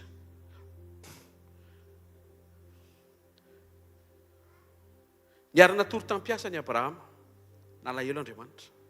Tonga dia nangina Andriamanitra 13 ans. Tsy zakan'Andriamanitra ilay izy. Mahavariana. Raha ny tokony ho izy izay manao fahadisoana manao premier pas moa hoe ane tsisy mamaly ane zay mahatonga anao misy fotoana miandry le diso eo akaikinao anao premier pas satria anao tsy diso ane. Fa Andriamanitra mahavariana avy any amin'ny seza fiandriany any izy. Izy indray malahelo ny Abrahama adala. Izy indray no nidina. Dia izy indray no namitra fihavanana ny Abrahama. Anorina fanekena aminao dia omeko taranaka ianao. Tsisy resaka tsy zakako le nataonao 13 taona, tsisy resaka. Nanindry fo Andriamanitra. Ny saina ny programany dia namela heloka ny Abrahama. Hitanareo amin'izay? I Abrahama zao afaka miaina an'izay satria niaina an'ilay izy. Fa za mahita fa tsika tsirairay avy reto ihany koa, raha voanokana fotoana ianao amin'ny tompo dia mampatsihy mifanamasina anao koa izay tokony ho azonao averina avy amin'izay fahatsapana nomen'Andriamanitra anao. Tena kaikanao misy ao hoe Jesosy zao natory tanaty tafiotra, korotana ny sambo, tena ny sambo aravoara ny rivotra ny ranomasina. Natory Jesosy. Iny koa Petera fa nampidirina tao an-tranomaizina, natory koa. Satria modely hitany dia ao anaty korotana matory. Dia tandremo sao dia ao an-trano misy zavatra tokony alamina dia lasa ianao matory. Aka ny tompony laza avy misy korotana dia mila matory. Regleo. Stefana, Jesosy namela heloka teo amin'ny andro fijaliana. Stefana namela heloka teo amin'ny nahafatesa amin'ny martiora. Paoly, Jesosy navita ny asa nampanaoviny ray ny azy, Jaona 17, Paoly ny teny fa natateraka ny fiazakazahana. Hitan'le modèle.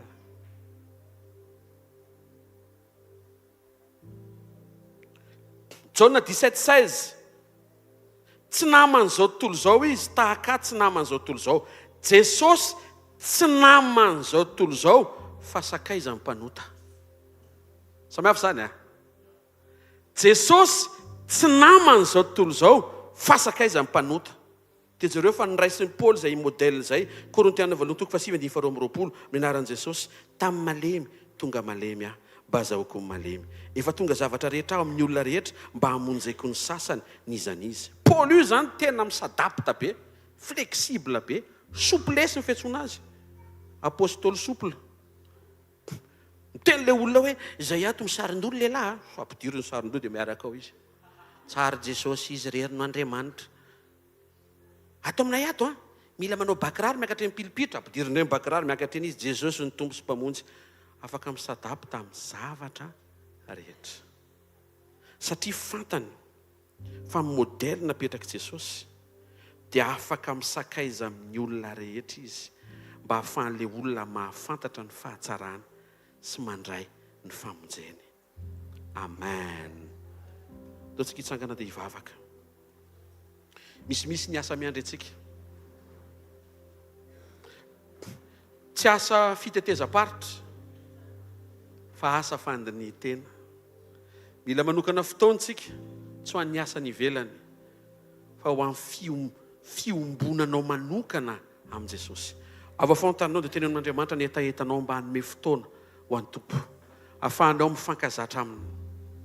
Ahafahanao mahalala an'izay nataony taminao. Ianaranao mba hanao an'ilay izy amin'ny olona manodidina anao. Mankasitraka anao izay iray amin'ny anaran'i Jesosy Kristy tompony amin'ny fotoana amin'ity takarivo ity. Ianao ny modèle tsara tokony ho tahafinay. Ary ao amin'ny fitokanana avy amin'izay renay fa ataonao aminay no tokony ho hainay ny mamoaka izany amin'ny fanahafananao. tsarovy za rehetra manatrika ny séminaire amin'ity takarivo ity anokana fotoana mihoatra iresaka aminao mba hifankazatra aminao, hifankazatra amin'ny toetranao. Amin'ny anara-maheran'i Jesosy Kristy velona masina sy manan-kera avy Nazareta. Amen. Menaran'i Jesosy a. Amen. Ndao zasy ianao hitehaka mafy tsara ho an'ny tompo a. Andraisantsika ny tenin'Andriamanitra ny ambava mpanompo ny androany. Tehaka mafy ho an'i Jesosy.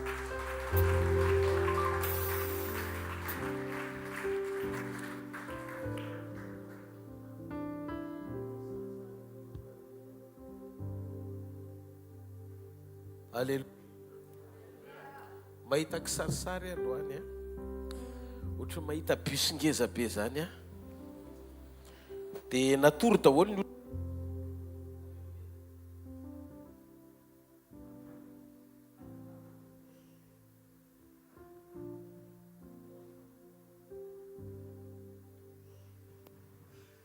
Aleluia.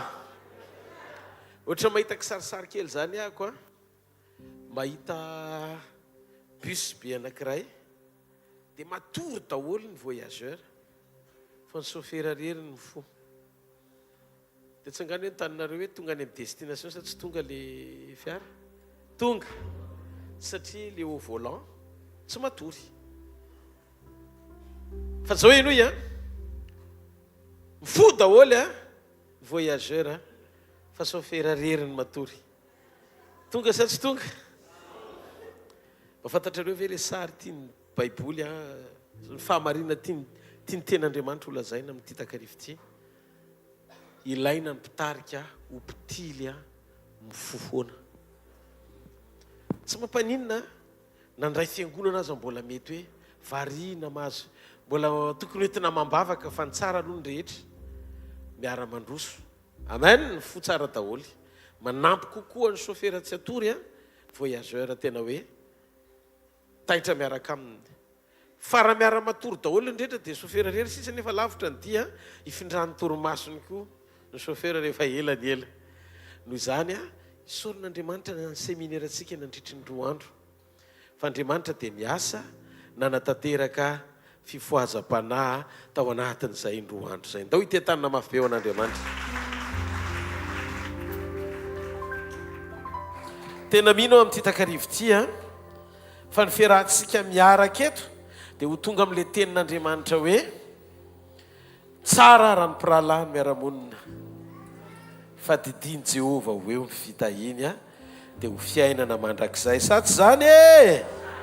Noho izany dia misaotra nareo indray amin'ity takarivo ity a pasteur malala koisany ny ao anatin'ny fiombonana mpiara-miazakazaka mpanompon'Andriamanitra mahatoky a be fitiavana mpiara-miombonantoka mpiaraka manatanteraka ny asa fitonian'ny filazantsara olo ny fanjakan'Andriamanitra makasitraka be dia be nareo ny amin'ny fitiavana zay omponareo a ny amin'ny fahatanteran'izao fotoana teto mahajanga zao. Andreo ny ariva moa zany ny fiafaranan'ny séminaire pastoraly rahantsika eto amin'ity Tobomasina ity. Fa ny zava-dehibe indrindra ao anatin'izany dia zao hoe mino a fa fanomboana ihany ny atsika tamin'ity indray mitoraka ity indray fa ny manetsa be mbola ho avy.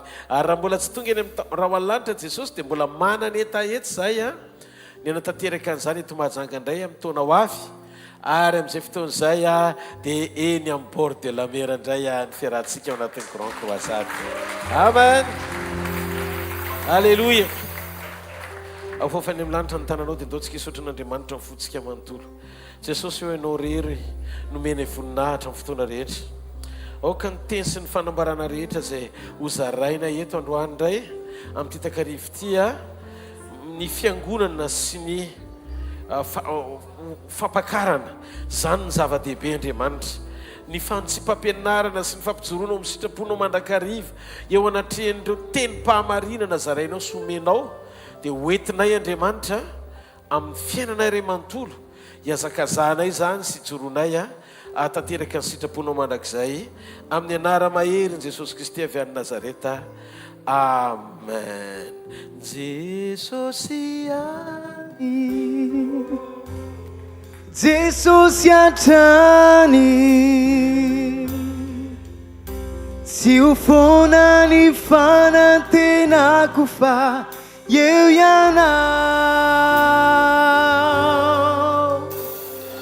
Iaino ireo fitarainako mampahery ahy mba hiadanako Jesosy vatola mpiheriko Azao hoe Jesosy ihany Jesosy ihany Jesosy hatrany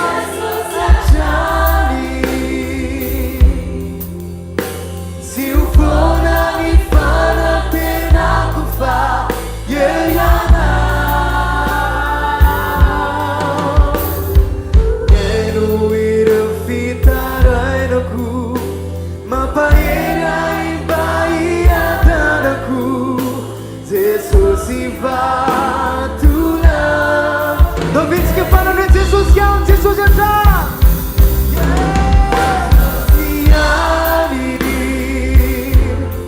Jesosy hatrany Sy ho foana ny fanantenako fa eo ihany Iaino ireo fitarainako mampahery ahy mba hiadanako Jesosy vatola mpiheriko Miaino ireo fitarainako mampahery ahy mba hiadanako Jesosy vatola mpiheriko Alleluia mazaho toerana toko miarabantsika indray androany ariva tonga soa atao anaty sekoly tapany faharoa tatsika teo ny teny mpampiarana nampitondraina ny mpanompon'Andriamanitra teo aloha makasika ny fampiarana sy ny asarobidin'ny toetra ao anaty fiombonana amin'Andriamanitra tiako ho fantatsika fa Jesosy Kristy dia manana planina matipaika ho an'ny fiangonana nametraka fanapahana ao anatintsika izy tsika fiangonana dia tena manana tombony mihoatra noho ny olombelona rehetra misy eto ambony tany izay no arian'Andriamanitra satria ny fiangonana taorian'ny fandraisana ny fiangonana an'i Jesosy dia zavatra sarobidy be dehibe zavatra sarobidy be dehibe nampitoerin'Andriamanitra ho ao amin'ny fiangonany mila matsapa ny fiangonan'i Jesosy Kristy rehefa ny antony ny aretan'i Jesosy dia ny atonga ny fiangonany ahery anapaka amin'ny fahavalo sy ny asany rehetra ary ny atonga ny fiangonany ho voninahiny raha mba fantatsika fa fiaira amintsika Andriamanitra tena mirehare izy hoe zanany ianao anoho ny fatsapantsika an'izany dia tokony hijoro koa tsika tena hoe atoky anome antoka an'Andriamanitra hoe misy zanany eto ambonin'ny tany ny alananantsika hoe zanany dia efa nydiniantsika nanomboka omaly mandrapatonga ny androany maraina fa tsy amin'ny alalan'ny fanehoana ny heriny sy ny asa ny hita maso amin'ny fahafantarantsika fa ampiasainy isika tsy fisehoana ivelany le izy fa ny alalana hoe zanany isika rehefa miaina sy mandeha araka ny sitrapony sy tarafana ny toetrany raha fitininy sy ilaina ntsony ny hevitra ambonindrihana raha ohatra ka ampy ny fampiasan'Andriamanitra ny sokajiana ho isan'ny fahafenoana ao amin'ny fanamasina nresantsika ny andritry ny roa andro fa ny mpianatra nandritry ny 3 taona ny ara-dalana tamin'i Jesosy nefa tsy nahalala azy akory nefa efa nampiasainy anangana amin'ny maty rehefa tonga ny fotoana nanontaniany Jesosy azy averinareo izy vara lila daoly izy 12 raha ihany ny sensible tamin'ny fanamasina nahazo révélation avy amin'ny ray nampahafantarina ny momba an' Jesosy fa mitinana fohy farany aloha ny idirantsika amin'ny votoatiny dia hitatsika tsara fa ny fiovam-piainana dia tsy any amin'izay rehetra nampiasaina voatery hoe nampiasain'Andriamanitra fa zay nanaiky iaino ny fanan'Andriamanitra tsara ao anaty communion ka nahalala an' Jesosy Kristy. Ozy izy Petera, ianao ny Kristy, zanak'Andriamanitra velona. Dia ozy izy Jesosy tamin'ny Petera, sambatra ianao Simona Barjona, fa tsy ianao nofo aman-drà no nahatao ahalalana izany, fa ny fanahiny raiko izay ny an-danitra no nampahafantatra anao an'izany. Koa satria fantatrao dia ampahafantariko anao ianao. Misy zavatra momba anao tsy fantatrao raha tsy misokatra ny ao anatinao afantatra. Ary miankina amin'ny fisokafanao alala fanambarana tsara sy révélation momba ny atonga hampahalalanao zay momba anao mbola tsy fantatrao, nefa zay mihitsy le fiovam-piainana sy ampy-pisina ilako anao eto ambonin'ny tany. Fa manino Andriamanitra ny nangina nefa mahafantatra zavatra momba amin'ny Petera, nefa nandritry ny 3 taona Petera niaraka taminy. Misy zavatra fenin'Andriamanitra, raha tsy ianao no mampiasa ny fonao, ny haino ny fanahy masina, mandray révélation ny aminy Jesosy, révélation ny aminy Jesosy, nahalala an' Jesosy Petera. Dia ozy izy Jesosy hoe tiako fantatrao fa ny anaranao manomboka izao Simona Barjona zany tsony, fa ny anaranao manomboka izao Petera, zany hoe vato ianao io, fa tsy malemy. Simona ny dikany hoe Simona zany malemy, Petera zany mafy. Dia ozy Jesosy, ianao Petera vato, eo ambony zany vato lampy zany no ahoriko ny fiangonako. Dia ozy izy Petera nijery an' Jesosy, hay ve nisy an'izany tany? Fa maninona ary le izy tsy nilazaina talohan'ny fotoana androany, satria tsy nisy le fisokafana. Ny fahafahanao zany hoentin'Andriamanitra any amin'ny anjara voatendry, mifanandrify amin'izay antom-pisina tena ilany ianao, dia misy ifandraisany amin'ny fisokafanao alala ny fanambarana avy amin'ny fanahy masina ara-pahamarinana mahakasika momba an' Jesosy. Zany no mahatonga antsika tsy mandeha ao anaty fanompona, miaina ao anaty fahazarana, mionona fotsiny hoe ampiasain'Andriamanitra tsika, fa miditra lalindalina koa mamantatra ny ao am-pon'Andriamanitra mba handraisantsika fanambarana izy tombotsika ahafantarantsika ny destin na ny anjara voatendry tena izy eo am-pelatanan'Andriamanitra ho atsika. Atatsika tamin'ny fiangonany Laodike, fa nisongadina sotry ny nanoroso Laodike. Fa Andriamanitra nahita ny Laodike hoe jamba, mitanjaka, mantra, satria ny fandrosoana tsy tarafina amin'ny fahombiazana ivelany. Tsy mitovy ny mason'Andriamanitra sy ny mason'ny olona. Sy mirina mantra, malahelo fotsy izy Andriamanitra, ianao manan-karena sy manam-be indrindra. Laodike nyonona tamin'ny fahombiazana, dia laza izy hoe efa manam-be efa manan-karena, efa milamina, fotsy izy Andriamanitra hoe non, ianao noroso mantra indrindra ary mitanjaka.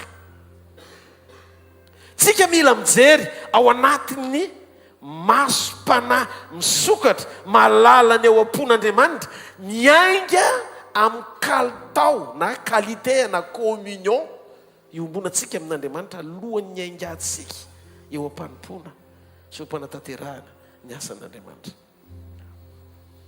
Andriamanitra dia maiky ny ho ao anatitsika, maiky ny ho ao anatitsika izy. Kristy ao anatitsika, fanantenana mivoninahitra, tsy ny maha eo azy ihany, fa indrindraindrindra ny maha ao anatitsika azy. Boky ny Kolosiana moa dia milaza Kristy ao anatinao, fanantenana mivoninahitra. Dia ndao ny atsikeritreritra amin'ny bokin'ny Isaia, Andriamanitra miteny hoe zaza niteraka ao atsika ary ny fanapahana eny atsorony. Eo atsorika ao ny fanapahana, ry fiangonana eo aminao le fanapahan'Andriamanitra. Misy fanapahana napetrak'Andriamanitra eo amin'ny fiangonana. Ary io fanapahana io dia mahazo aina. Zay moa lelesitsika tamin'ny voalohany, fitinina mahazo aina amin'ny toe-panaraka n'Andriamanitra. Satria Jesosy niteny Jehovah Andriamanitra niteny tamin'ny Kaina, Genèse 4:7. Ino ilay teny tamin'ny voalohany? Ory Kaina, fa manino ianao manao adaladala ohatr'izao? Raha tsara ny toetranao dia miramirana ny endrikao. Fa raha ratsy ny toetranao dia mamitsaka eo am-baravaranao ny ota. Dia ianao ny kendreny. Kendreny zany ianao anatin'le toetra ratsy mba ho lavo raha tokony ianao ny anapaka azy. Toetr'izay mihitsy ny fiangonana tian'Andriamanitra ho tairina. Zany no mahatonga ny devoly manome fahavarim-barianina ho an'ny fiangonana. Tsy ahafahan'ny fiangonana mifo manahaka ny toetra tsara ny Kristy. Fombeazan'i Jesosy dia niafina tao amin'ny toe-panahiny. Matanjaka be ny toe-panahin'i Jesosy. Dia tsy azo mitoerana. Zay no mahatonga Jesosy nilaza hoe na ny assistance divine, ny hoe ny fanatrehan'ny rainy sy ny fanontronan'ny rainy azy, dia eo mandrakariva ny rainy satria Jesosy tsy miasa saina amin-javatra hafa akoatry ny fiombonana, fitehirizany ny fiombonana amin'ny rainy, amin'ny fanatanterahany sy fanekeny anao izay sitrany mandrakariva. Dia ozy Jesosy, fa izay miaraka amiko dia eto amiko mandrakariva izy. Tsy mandahoa mihitsy izy.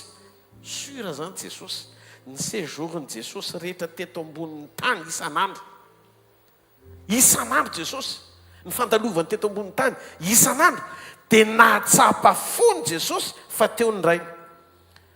Mety eo amin'ny Jona 8:29 angamba izay. 8:29, Jona 8:29. Zao voalaza zao, nefa kitsika mihitsy tenin'i Jesosy le izy. Fa zay miaraka amiko dia eto amiko mandrakariva izy, satria za manao zay sitrany. Ary zay naniraka dia eto amiko, tsy mandao aho irery mihitsy izy, satria vomay zany mazava kokoa, satria za manao zay sitrany mandrakariva. Raha ianao zany mitoetra mandrakariva, manao zay akasitrahan'Andriamanitra mandrakariva. Dikany hoe mandrakariva maraina atandro hariva, fa tsy hoe maraina ianao mafana be, tamin'ny atandro nisy nafotoananao dia nangatsika tampoka tamin'ny hariva. Dikany hoe mandrakariva maraina atandro hariva alina maraina, zany atao hoe mandrakariva. Voafehy zany le fiainanao amin'ny sitrapon'Andriamanitra mandrakariva. Dia toerana nahatamana ny rainy zanaka, satria tanteraka teo amin'ny nofo atao hoe Jesosy zanaka. Ny sitrapony Kristy le fanahy atao hoe Andriamanitra ray. Jesosy mantsy le nateraky Maria, fa Kristy le nateraky Andriamanitra. Jesosy le nofo, fa Kristy le Andriamanitra. Tsy azo sarahana Jesosy Kristy satria Jesosy le olona amonjo ny olona, naka endriky ny olona Andriamanitra, fa Kristy le Andriamanitra tonga olona niseho tao amin'ny endriky ny olona atao hoe Jesosy. Zany hoe Kristy Andriamanitra atao amin'ny Jesosy nahatanteraka amin'ny famonjena atonga ny Jesosy Kristy tsy azo sarahana. Jesosy marinina nome azy avy amin'ny anjely Gabriel, fa Kristy Zakariny napahitana azy tamin'ny fahavalo andro, nanolorana azy tao amin'ny tempoly. Dikan'izay Kristy anaranara-paminaniana nomen'Andriamanitra ny Jesosy, satria ilona endriky ny fanahy nanarona ny Maria nahatonga ny Kristy Jesosy tao amboaka ho Kristy amonjo ny olombelona rehetra ho afaka mivahotany. Jehovah no mpamonjy, ndao ity tanana mafy be ho an'Andriamanitra. Ka ny famerenan'i Jesosy ny fanapahana sy ny fahefana amin'ny fiangonana dia tian'Andriamanitra ho tehirizy ny fiangonana ny fanomezan'Andriamanitra atsika, ny fanapahany sy ny fahefany, ny anarany sy ny fanahany, ny heriny sy ny voninahiny, ny fahafenony no ao anatinao. Zany mahatonga ny devoly te ampidina ny niveau de révélation ny fiangonana ho any amin'ny onction. Ny ositra tsy ampianarina fa ny ositra nietsika amin'ny alalan'ny fanan'Andriamanitra mahazo aina ao anatinao. Zay no mahatonga ny ositra ny mampianatra fa tsy izy no ampianarina. Jona voalohany toko faharoa ny andiny fafito amby roapolo ka hatramin'ny andiny favalo amby roapolo. Jona voalohany toko faharoa ny andiny fafito amby roapolo ka hatramin'ny andiny favalo amby roapolo. Amin'ny anaran'i Jesosy Kristy avy any Nazareta. Mba jerentsika angakaingena kely le toko sy andiny. Jona voalohany toko faharoa ny andiny fafito amby roapolo ka hatramin'ny andiny favalo amby roapolo. Jerena amin'ny anaran'i Jesosy. Ary ny aminareo dia ilay ositra noraisinareo tamin'ny Jesosy io no mitoetra ao aminareo. Ka tsy mila ampianarin'olona ianareo fa satria ny ositra avy aminy no mampianatra anareo ny zavatra rehetra. Sady marina fa tsy laingy izany. Dia tomoera ho aminy ianareo arak'izay nampianarany anareo. Ary ankehitriny toera ho aminy mba ananatsika fahasahiana raha iseho izy ka tsy homenatra eo anatreny amin'ny fiaviany. Hitanareo mila pura ny fahatsapanao ny fisian'ny ositra Andriamanitra ao anatinao. Ny ositra ao anatinao, Jesosy ny nampidina azy ao anatinao tamin'ny alalan'ny fandraisanao ny fanahany. Tsy misy, averiko, tsy misy ositra avy amin'ny olona ao anatinao, fa ositra avy amin'Andriamanitra ny ao anatinao. Dia anazava kely amin'izay fa ahoana moa no nahatonga ny fanahy ao anatin'ny olona?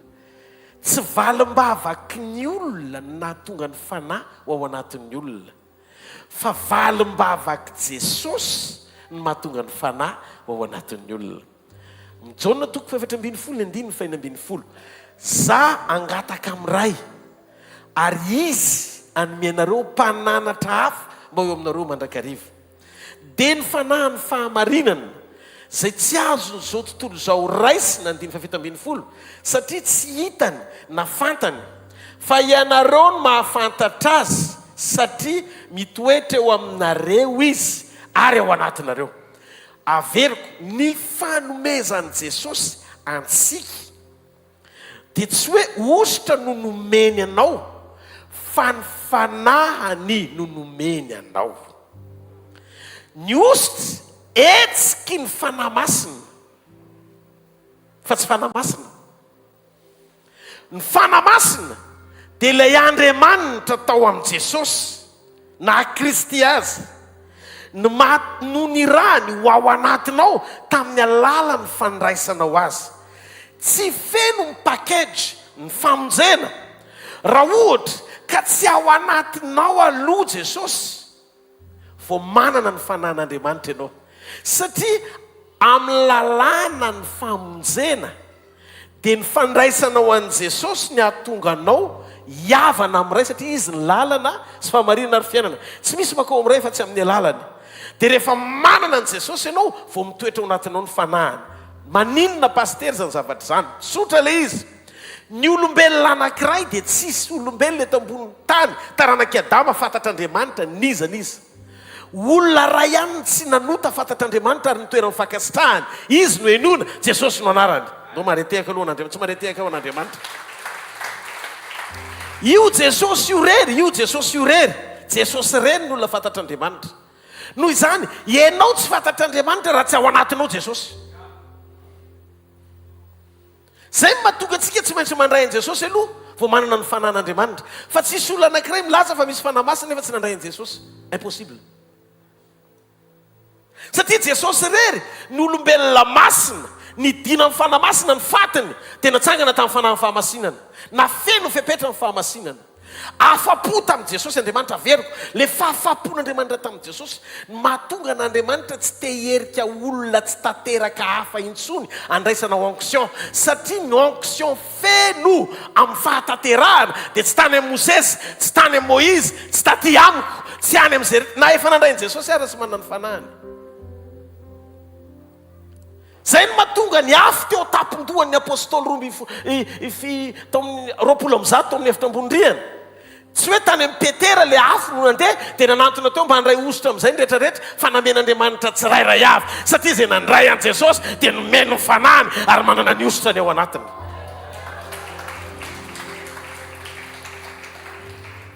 Ianao akaty amiko hitady ositra dia inona nomeko anao fa ny anavy andana aloha mitadiny. Ianao manana manokana. ny fahamarinany tenin'Andriamanitra zany io problème na onction io ny ositra azavaiko tsara le izy ny olana ao anatin'ny sekolon'ny ositra dia tetena aminareo fa testamenta taloha le izy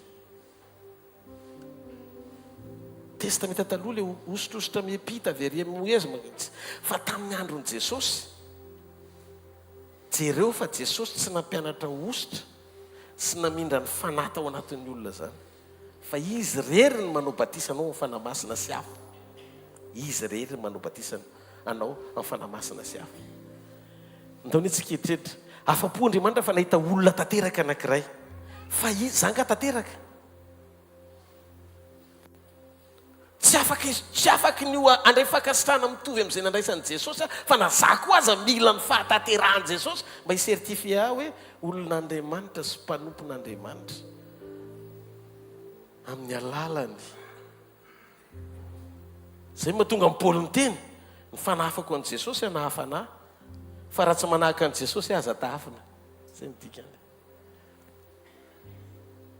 dia mba fantatrareo ny fahefan'Andriamanitra tamin'ny alalany fandraisantsika an'i Jesosy dia mampahazo aina atsika hitodika eo amin'i Jesosy sy fantoka amin'i Jesosy problème amin'ny fiangonana be dia be amin'izao andro faran'izao ao anatin'ny fiangonana 7 vondresantsika tao amin'ny bokin'ny apokalipsy ireo dia manomboka tafiditra ny fampianarana ny epita le izy tsisy idirany lazan'le fampianarana sy ny fiantraikalizy maneran-tany fa ny fiverenantsika mifototra mihitsiny ao amin'ny teny alalantsika ny marina ny amin'ny fitondran'Andriamanitra mba tsy hamily lalana amin'ny fifantohantsika ho any amin'ny olona fa mamerina antsika ho ao amin'i Jesosy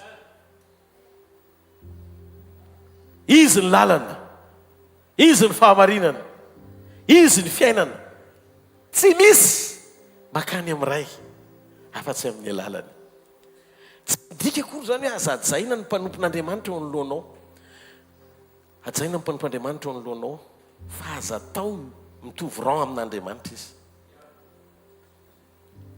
lasa sampinao izy raha misy ny tiany Abrahama indrindra dia ny zanany latokana atao hoe Isaka fa rehefa izaho toetra ny Abrahama Andriamanitra melohan'ny fotoana anakian'Andriamanitra zavatra goavana aminy zaho mitoetra izy atao fanatitra eo rehefa natao fanatitra Abrahama tsy Isaka tsy nilain'Andriamanitra akory fa ka Andriamanitra ny zaho toetra fotsiny hoe ataiza ny fatra ny obéissance ny Abrahama tsy hametraka fo amin'ny créature ten'Andriamanitra hoe zany nanomeny io efa antitra ianao vo nomeko an'io Ismaela le fitahinao tsy avy amiko fa miprovoquenao tamin'ny Agara betsaka edy miracle tianao provoquene tsy ny aloava amin'ny toe-panaraka an'Andriamanitra mamily lalanao aminao objectif hafa satria rehefa te ho hita ianao dia tsy maintsy manoty raha vao avy aminao provocation na fitahina mitondra erreur ao anatina calcul ny tana na misy alatra na misy falsification mitovran amin'ny Ismaela tokony roany zany fa ny fitahin Jehova ny mampanakarena ary tsy azo ny fisasarana sy ketrika ampiny zany tsy mahareteka ao an'Andriamanitra ao anatin'ny école de ministère militsika mijoro tena ao anatina droiture tena hoe miaina ny fahitsiana intègre mila mianatra tsika rehefa tsy dia tsy kasiako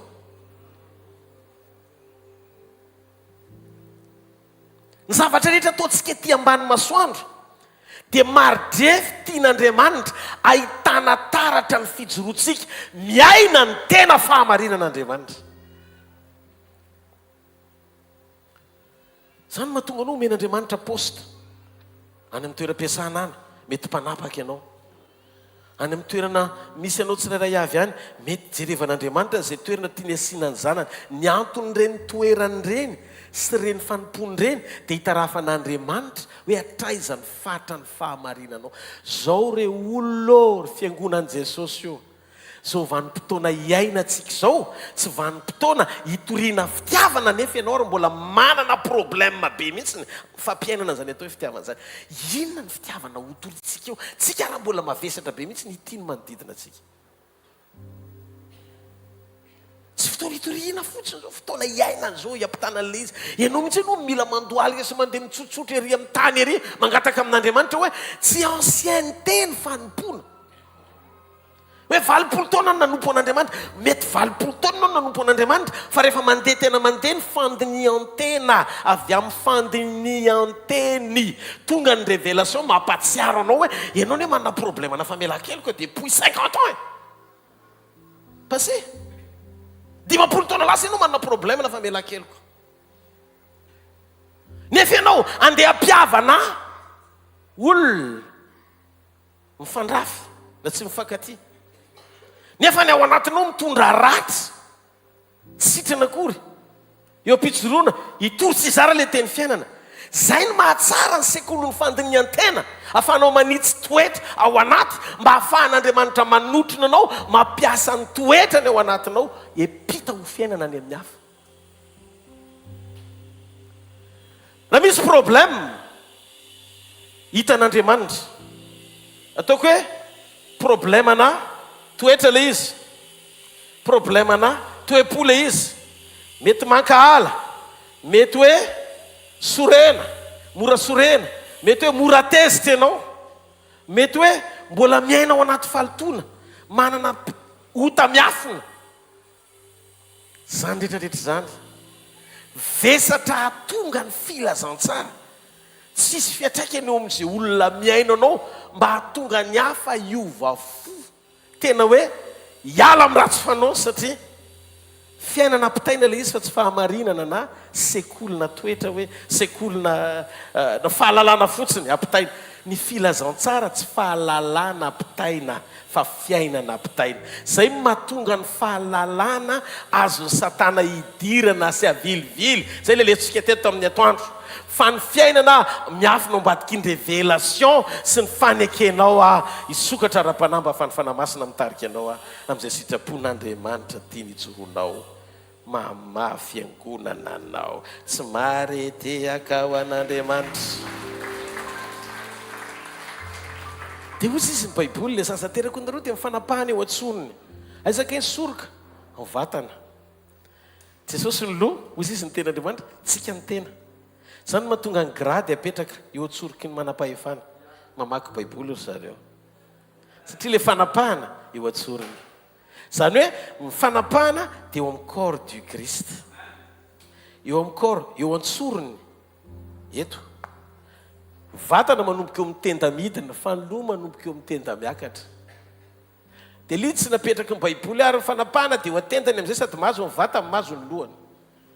Fa eo antsorony dikan'izay ho anao le fanapahana. Ary Paoly dia nilaza Efesiana toko voalohany.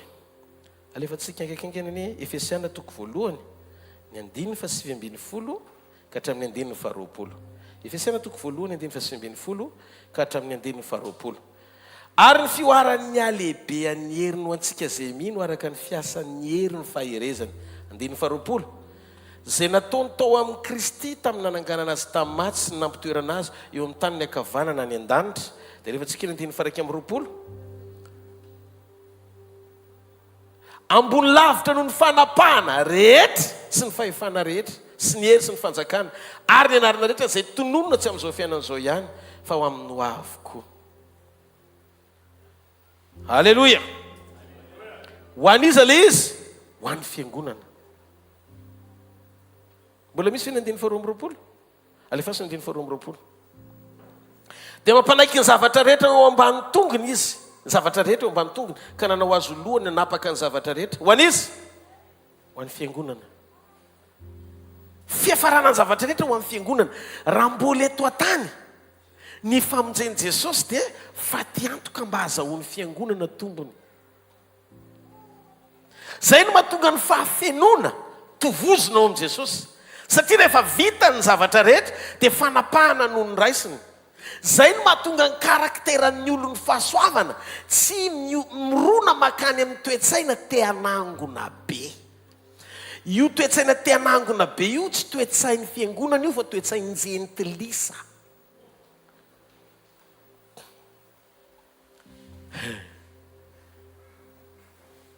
Mbola lavitra be ty tenitira ho zaraiky. Zay natonga an'Andriamanitra nanome marika sy famantarana amin'ny fihinanana. Ny fahafahan'ny fiangonana misitraka ao anaty fiombonana manondro ny mahamesian Jesosy. Ozy Jesosy, za mofo nidina avy tany an-danitra. Satria ny sakafo misy talohany nanozonana ny olona, rehefa nanota ny olona, dia sakafo nomen'Andriamanitra efa vonona melohany ny ampidirana ny Adama voavolavola tao Edena. Tsisy fisasarany Adama fa complet ny zavatra rehetra, dia mihina-potsiny izy. Fa rehefa nanota i Adama, dia ozy izy Andriamanitra ny atsembohany tavanao, ny hinananao, ary vovoka ny ainganao izy, dia vovoka koa ny efaranao. Mifamatotra amin'ny toetsaina tia mitsempoka vao misitraka natoram-bovoka sy fahafatesana. Nahoana? Rehefa mahatsiaro ianao fa fisasaranao ny tahinanao, dia manomboka tafiditra ny natiorany fahirana, fanahina, satria mifamatotra ao anatin'le zavatra everinao fa nitsembohanao vao azo ny fonao, lasa arenao ny fisasaranao. Dia jereo fa ny fiodinan'ny olona sy fototry ny io teto ambony tany hanina avy amin'ny fisasarana daholo. Dia zay natonga ny Jiosy taitra. Rehefa tonga Mosesy nanome hanina niditra avy tany an-danitra, ohatrany hoe misokatra amin'ny verina tsony mba niozona tsony ny Jiosy tany an-tany efitra. Fa niray tamin'Andriamanitra tamin'ny alalan'ny fahatongavan'ny Mosesy ho fantsona aneo ny sarin'ny Mesia, dia tsy iza fa Jesosy. Sokatra ny lanitra nidina mana. Wow! Dia hozy Jesosy, ny razanareo ny nidina mana tany anefitra nefa maty any. Zany hoe tehiteniny Andriamanitra tsy miankina amin'le fihinanana ao anaty tsy fahatakarana le izy, fa révélation no miazona ny olona eo am-pihinanana singa avy any an-danitra mba tonga azy tsy ho levona. Dia jereo rehefa nety ny toe-pony Eli, natao hoe se Eli. Rehefa nety ny toe-pony Eli satria nafanao an'Andriamanitra izy, nomena mofo sy koba izy. Rehefa andeha any amin'ny iazakazaka ho anao reba n'Andriamanitra, tendromboatra reba n'Andriamanitra, 750 alina, nihinana izy tamin'le koba. Nohanina le koba, natanjaka izy tsy sakafo nohanina fa iny ihany nohanina na vita azy aller retour. Satria le singa avy any an-danitra mitahiry. Ary natonga ny Eli voatahiry, nakarina velona, ho isan'ny modely hita maso amin'ny olona. Dia satria voatahiry tao amin'ny atmosfera lanitra ny fiainany, ny singa avy any an-danitra dia tehirizina eo amin'ny fanatren'Andriamanitra. Atmosfera lanitra no hitahirizana ny zavatra avy aminy. Tsy afaka ianao hoe zavatra avy any Siberia, ohatra le trondro maty any efa minitry ny herintaona tratra ny glasy tsy mety masiso. No entinao mahiva tanàna ny 2 andro dia vita io. Satria miankina amin'ny atmosfera ny fitehirizana le zavatra eo amin'le toerana. Koatr'izay koa ny avy any an-danitra manana atmosfera fa tsy mitovy amin'ny eto. Ka raha ohatra ka hoentinao ao anaty fahotana sy faharatsiana ny fahasoavan'Andriamanitra, dia zay mahatonga Jesosy miteny hoe sitrana ianao zao, lanitra nanasitrana anao, Andriamanitra nanasitrana anao, aza manota intsony fa ny amin'ny atmosfera hafa ny andehananao indray raha tsy lavitra noho teo valiny, satria nahoana tsy voatahiry ihany le fanomezana eto. Tsy mareteko amin'Andriamanitra, tsy mareteko amin'Andriamanitra. Dia hozy Jesosy tamin'ny fiangonana, zany nofo nidina avy tany an-danitra, zay mihinana ny nofoko sy misotro ny rako, dia manana fiainana mandrakizay, ary za anangana azy amin'ny andro farany. Tonga amin'izay le tena fiainana. Dia vao nanomboka namorona mofo amin'ny ainga avy amin'ny mofo 5 sezan-drano Jesosy, dia nanaraka azy daholo ny Jiosy. Zany hoe misy révélation miafina ao ambadiky ny mofo, amerenana ny olona zay voaozona tahaka ny taranak'i Adama, ihinana amin'ny atsembohany dia ho faty. Dia hozy izy Andriamanitra, non, tsy le karazan'olona mihinana amin'ny atsembohana maty ny fahiarany ireny nareo satria mitafo ny natioranoty ireny. Fa za le mofonaina avy any an-danitra mahay maim-poana natao an'izay rehetra mino sy matoky ny anarako ary mandray ny famonjeko. Dia nanomboka nanaraka azy ny Jiosy. Dia ny Jiosy nietreritra hoe tia ny Mesia, dia izy nanome mofo avy tany an-danitra. Zay nieritreretiny Jiosy. Jiosy nieritreritra hoe ity ny Mesia, dia nanaraka anazy zareo satria eritreritra hoe hisy mofo be dia be ohatrany tamin'ny andron'ny Mosesy indray. Fa tsy zay le izy. veriny Jesosy anapaka atsika tsy ambany ozony lalàna, anapaka atsika tsy aina ao amban'le ozona tahaka ny Adama, fa izy le Adama faharoa hitondra atsika ao anatin'ny fiainana. Ary tsy hoe nanao mirakla mofo avy any an-danitra izy, fa izy mihitsy ny mofo nidina avy tany an-danitra, ho fihinana sy ho fisotro ny rany. Ary ao anatin'ny fiombonana aminy izy le fiainana mandrakizay anaisotra anao amin'le toetra voafatotra sy voageja ny sainao sy ny fonao. Lasa ratsy toetra ny olona rehefa mitoky amin'ny herin'ny sandrany, satria mieritreritra izy fa ny fisasarany no matoy izao azy. Ary matetika reny olona ireny tsy mino an'Andriamanitra zany na mivavaka azy, satria misy zavatra eo amin'ny fiainany tsy afaka isitrahana izany izy afa-tsy ny tenany ihany.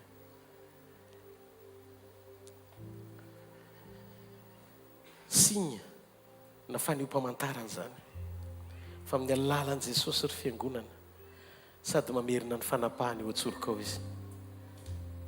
Ny sari-piaro amin'ny fananganana anao amin'ny toe-panaraka an'Andriamanitra tsy misy idirany amin'ile karazam-piainana nisy teo amin'ny taranaki Adama niodina, izay mametraka ny fatokiny sy ny fiainana ary ny fony manontolo amin'ny abetsahany zavatra ananany. Fa maninona nataony fanapahana le izy, maninona nataony fahefana le izy, maninona nataony ny fanehoana ny heriny le izy. Fa inona no tonga an'Andriamanitra hoe zany nomeny, satria tsy tiany ianao hitoky amin'ny quantité fa tiany ianao hijoro amin'ny qualité amin'ny autorité ao anatinao, amin'ny alalan'ny fanananao ny fanahany, amin'ny alalan'ny fanananao ny heriny, amin'ny alalan'ny fanananao ny teniny. Ry fiangonanao mifoazy fa ao amin'i Jesosy le fanomezana be dia be no mitobaka. Ao amin'i Jesosy tiantsika hijoro ao anatin'ny fanapahana. Rehefa ao anatinao ny fanapahana dia tsy karazan'olona matahotra ny tsisy zany ianao, satria ianao mananatoka fa ny fotoana hijoronao dia olo mifampahita-pity ianao.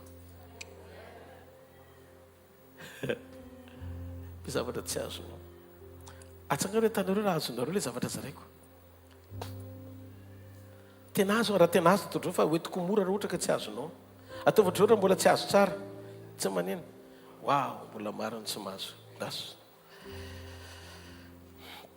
Hitanareo ny olona rehefa mitoky amin'ny atsembohan'ny tavany dia manapana iny izy ny anangona betsaka, satria ny atsembohan'ny tavany ny nanany. Dia zao zay azony tsy finomena satria manany apitso izy. Dia tsy zay anahinao ny apitso dia lasa fanahina no mitsena ny apitsonao. Zay mahatonga le ohabolana malagasy hoe mitsinjo ny vody andro ho merika. Fa izy no milaza aminao fa ho merika ny andronao raha apitso. Fa ianao no manozona anao vokatry le fisasaranao, dia manahy ianao fa soavy ny fotoana hareraka anao, dia manjary lasa tsy manana ianao isovenanao amin'ny fotoana hararianao, satria ianao dia efa manomana sady fa raha apitso ianao harary. Zay le vokatry le ozona hoe ny atsembohan'ny tavanao ny nananao. Alleloia. Ary vovoka ianao izy nakaman'Andriamanitra dia hody vovoka indray, natoram-bovoka zany sy fisainam-bovoka le ohatr'izay, satria ny jentilisa no manao an'izay, tsy manana fanantenan'Andriamanitra izy. Atsangan'andreo ny tanan'izay mandeha ao. Dia rehefa tonga Jesosy nakamban'Andriamanitra ny ozona amin'ny atsembohan'ny tava voaminana, zay mamaritra ny toetra ny jentilisa misasatra, satria taranaki Adama ny aina eo amin'ny nofo dia tafiditra ao anatin'le fianapaharatsiana daholo amin'izay, satria lasa mampiditra anao ho isan'ny olona miaina ao anatina conflit d'intérêt, ady tombotsoa, satria te hanana mihoatra noho ny sasany ianao. Zay toetsainy zany zany toetsainy Adama tamin'izy voaozona, dia zay no mitondra azy ho any amin'ny fahafatesana. Dia tonga Jesosy talohany nalavony Adama tsy nisy zany, fa vonona tao edena ny zavatra ilaina, volavolainy Adama dia nasaina ny tantana tao fotsiny dia misitraka ny zavatra rehetra ao. Fa vao niodina izy, vao nozon'Andriamanitra manomboka izao amin'izay ny atsembohan'ny tavanao ny nananao, dia niditra tamin'iny natiora-pahafatesana, tia tena amin'izay ny olona, be fanahina ny olona, matahotra ny olona, na raha vao manana amin'izay dia teseho fa miavonavo. Hitanareo lasa miantetra amin'ilay fananana raha tokony ho mpanapaka ny zavatra rehetra. Ny zanak'Andriamanitra zany natao hanapaka ny zavatra rehetra fa tsy natao hiasy ana amin'ny zavatra rehetra. Dia vao tonga amin'izay Moïse nanome mana avy tany an-danitra dia famantarana ho an'i Israely ilay izy hoe tonga Andriamanitra hamerina ny Edena amin'ny alalan'i Moïse mba hahatonga ny taranaka Abrahama tsy mba niozona tahaka ny Adama. Ny eritreritra zany zareo hoe le vision messianique amin'ny mahampamonjy no hitantaratra tao Moïse. Satria Moïse navita ny fandray tamin'Andriamanitra mpamatsy mahagaga nanome tao anaty fahafoanana ny zanak'Israely tsy omba nizoga ny fisasana satria mboan-tava fa tonga dia misitraka izay avy amin'Andriamanitra mivantana. Teo zareo hoe verina ny Edena tsika zany. Zay le fanazavana tiako tenenina. Nefa maty any zareo satria maninona monomonina tany nefa. Zany hoe miazona an'le fitahiana hitondra fiainana. Raha tokony ohatrany tamin'ny lininana ny avy any an-danitra koa dia tsy reraka mihitsy ny 700 alina dia niakatra tany an-danitra velona satria nihinana ny sakafo avy amin'Andriamanitra. Dia io zany natonga ny Jiosy vao tonga Jesosy nanao mirakla mofo 5 sasany-drano ty indray manaraka zany hoe misy mofo avy any an-danitra indray koa avy amin'ny Jesosy. Dia nieritreritra zany zareo hoe andeha hihinana ny mofo avy any an-danitra mba tsy ao ambalin'le ozona hoe ny atsembohan-tavanao ny hinananao. Asanazonareo fa manoka azavaiko tsikelikely izy. Dia ozy nefa ny Jesosy tsy nitohizany le mofo fa izy mihitsy no niteny hoe zany mofo nidina avy tany an-danitra. Dia rehefa niteny Jesosy hoe mofo nidina avy tany an-danitra, Jesosy tsy tonga izy ampanantena ny olona mofo hohanina ho famantarana fa ninona izay zavatra avy tany an-danitra ny olona, fa tonga izy aneo amin'ny olona ny tenany ho mofo nidina avy tany an-danitra ho fihinana. Zay no mahatonga antsika isaky ny mahatsiaro dia mandray ny fanasan'ny Tompo satria izy mihitsy ny mofo nidina avy tany an-danitra. Ary rehefa izy ny mofo nidina avy tany an-danitra enoy tsara dia zao mitondra fiainana amin'izay izy satria zay mino azy tsy ao ambany zioga ny ozo ny Adama ntsony fa efa novana anana ny endrik'Andriamanitra. Dia ao anatin'le fiovam-po sy fiovam-toetra no hitehirizan'Andriamanitra anao ho mpanompo tsy miantehitra amin'ny abetsahany zavatra nananao miainao anaty fanahina, fa mpanompo mahatoky tsy miainao anaty fanahina fa mijoro ao anaty fanapahana satria novain'Andriamanitra ho fanapahana ny zavatra rehetra no ataony ao anatinao fa tsy fanantenana hanana ny zavatra rehetra amin'ilay fotom-pisaina te-hanangona vokatry ny fanahina. Ka be dia be zany ohatrany Laodiki niankina tamin'ny abetsahany zavatra hananana izy fa tafasara zany hoe vao ozona ihany izy io fiangonana io raha ny tena marina. Zay natonga azy ny teny hoe mandra sy mitanjaka ianao. Le natiora mihitsy zany mbola tao amin'le natiorany Adama ny sasatra vao mihinana dia lasa misahirana satria ampahoriny ny abetsahany. Raha vao na manana zavatra biara dia tsy afa-po. Manana miliara mitady 4 miliara mitady 20 miliara mitady 10 miliara dia nefa ranany ohatra nareo ve tsy mahita fa be dia be ny olona mpanan-karena tsy mahavidy voatabia tsara fa za manana tonton zay taloha mpanampanana fa zao rehefa makany etsena izy voatabia masisy hovidiny nefa miliardera. Tanao voafatotra ny foniny satria matahotra sy manano aviny izy. Fa ianao tsy zany, raha zanaka dia mpandovan'Andriamanitra ary mpiray lova amin'ny Kristy koa. Zay an'Andriamanitra dia anao. Dikan'izay ny sainao tsy mieritreritra mihitsy ianao hoe anangombe sao izy problème raha-pitso. Fa ny ao anatinao dia zao zanak'Andriamanitra efa nataony eto atsoriko ny fanapahana. Amin'ny fotoana ilako ny zavatra rehetra dia tonga eo ampelantanako ny zavatra zay ilaiko satria izy mpamatsy ahy. Zay ma Jehova jire azy tsy mahareteka ao an'Andriamanitra. Halleluja! Afaka ao anaty ozony ianao fa zanak'Andriamanitra misitraka ianao. Zay no mahatonga ny Romanina 9 ny andiny fa 7 Romanina 8:19 Romanina 8:19 fa izao zavatra rehetra zao dia samy maniry fatratra ka miandry ny fampisehoana ny zanak'Andriamanitra tsy zanak' Adama ntsony ao anaty ozony atsembohan'ny tava fa zanak'Andriamanitra andrasan'ny voary rehetra ho ampisehoana Andriamanitra. Diny 20 fa zao zavatra rehetra zao dia mampanekeny ho zava-poana nefa tsy noho ny sitrapony fa noho zay nampanaiky azy. Tsy noho ny sitrapony zavatra rehetra fa no sitrapony zay mampanaika azy sady nazo fanantenana koa fa zao zavatra rehetra ao ny créature dia ovitsorana amin'ny fahandevozana dia ny fahalovana ho amin'ny fahafahana zay momba ny voninahitra eo zanak'Andriamanitra. dia ndao ny atsikeritreritra sisainy rehefa tena zanak'Andriamanitra ianao keo amin'ilay plasy ny fiangonana ho ampakarina dia tsy le karazan'olona miainao anaty fahirana maximum impact any amin'ilay fahirana amin'ilay hoe inona ny fiatraikan'ilay izy na zavatra oatra izany fa ianao ilay karazan'olona tena mijoro miaina tsy amin'ny mpanahina satria mitoky amin'ny autorité an'Andriamanitra. Ianao mahalala fa rehefa zanak'Andriamanitra ianao ka miaina amin'ny sitrapony voafora amina toetra lasa tsy olona tia teny ianao fa tia mizara, lasa olona mihevitra ny hafa ianao fa tsy mihevitra ny tenanao, lasa takatreo ilay tia Jesosy ho tenenina inona moa ny soazony olona na ho azony azy rehetra zao nefa very ny ainy ozy ianao efa nanangona fananana be raha nio no esorona aminao ny ainao ataonao aizy nangoninao. Ny zanak'Andriamanitra zany tsy karazan'olona miaina anaty fanahina satria ny atsembohan'ny tavany no hinanany fa karazan'olona mananantoka fa manana mpamatsy izy tsy andevoziny zay zavatra ananany sy tsy ananany fa nomena fahefana anapaka ampitanga ny zavatra rehetra ilainy ara-potoana. Ny fanapahanao zany dia maro toerana foana rehefa tsara ny toetranao. Ny toetra zany no mamaritra anao hoe zanaka ianao dia ozy izy Andriamanitra satria mety amiko ny toetrany dia asehoko izy. Ary rehefa mety amin'Andriamanitra ny toetranao ka anatinao ny toe-panaraka an'Andriamanitra ny fijoronao dia tonga ny zavatra rehetra sy ny voary rehetra efa nampanekena mialoha fa rehefa asehon'Andriamanitra ianao dia manaiky anao izy. dia ndao ny atsikeritreritra sur ianao fa zanaka tariny fanan'Andriamanitra manapatakarana fa ny zavatra rehetra dia natao anaiky ny voary rehetra dia natao anaiky ny zanak'Andriamanitra.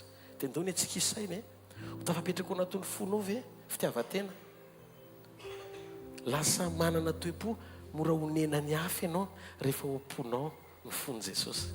Tia olona, tia mizara, tia maneho ny fahatsaran'Andriamanitra, tia mijoro amin'ny sitrapon'Andriamanitra dia mora kely ny fahazahoan'Andriamanitra aina mampiasa anao satria stokeny eo aminao ny fahasoavany.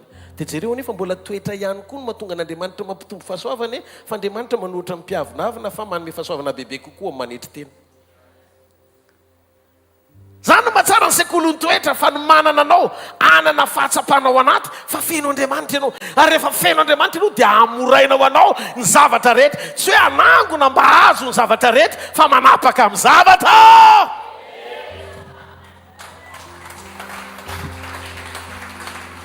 Haleluya. Pastera, ahoana ny ananako an'izany toe-po zany? Aloha isotrany kely mihitsy dia tsy oza raiko izy raha tsy mitehaka mafy an'Andriamanitra.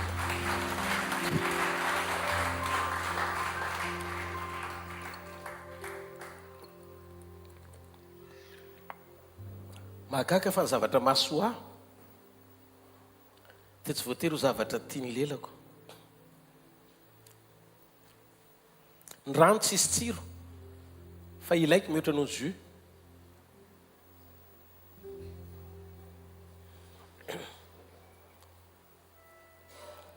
Misy dikany avy ato miteny ohatr'izay tsy voatery hafinaritra anao aloha izy satria mety tsy ho fahazaranao meno an'ilay tenim-pahamarinana fa ahoana no ahafahako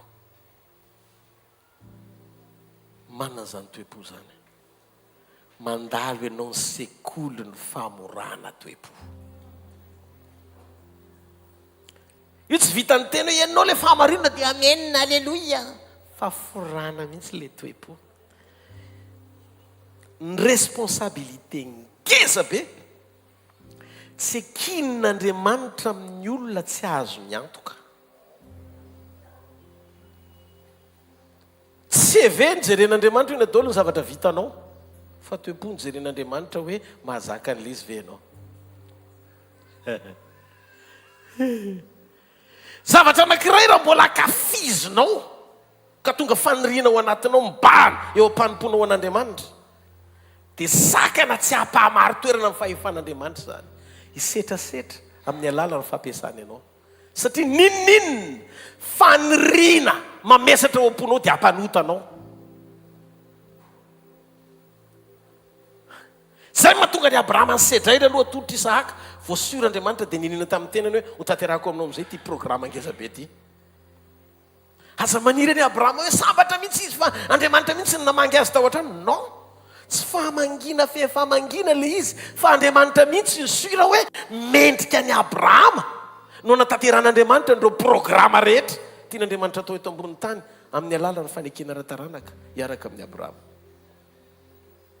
Nandritsika ijery amin'ny Petera, nandritry ny ala Petera, lasa nanjono alina ray manontolo bongo maso satria nanenjika trosana trondro sy vola amin'ny banky. Tonga maraina tsisy ninininy petraka eo iny Jesosy avy any. Afaka miatrambo kely eo atrambo kelinao ve zahako?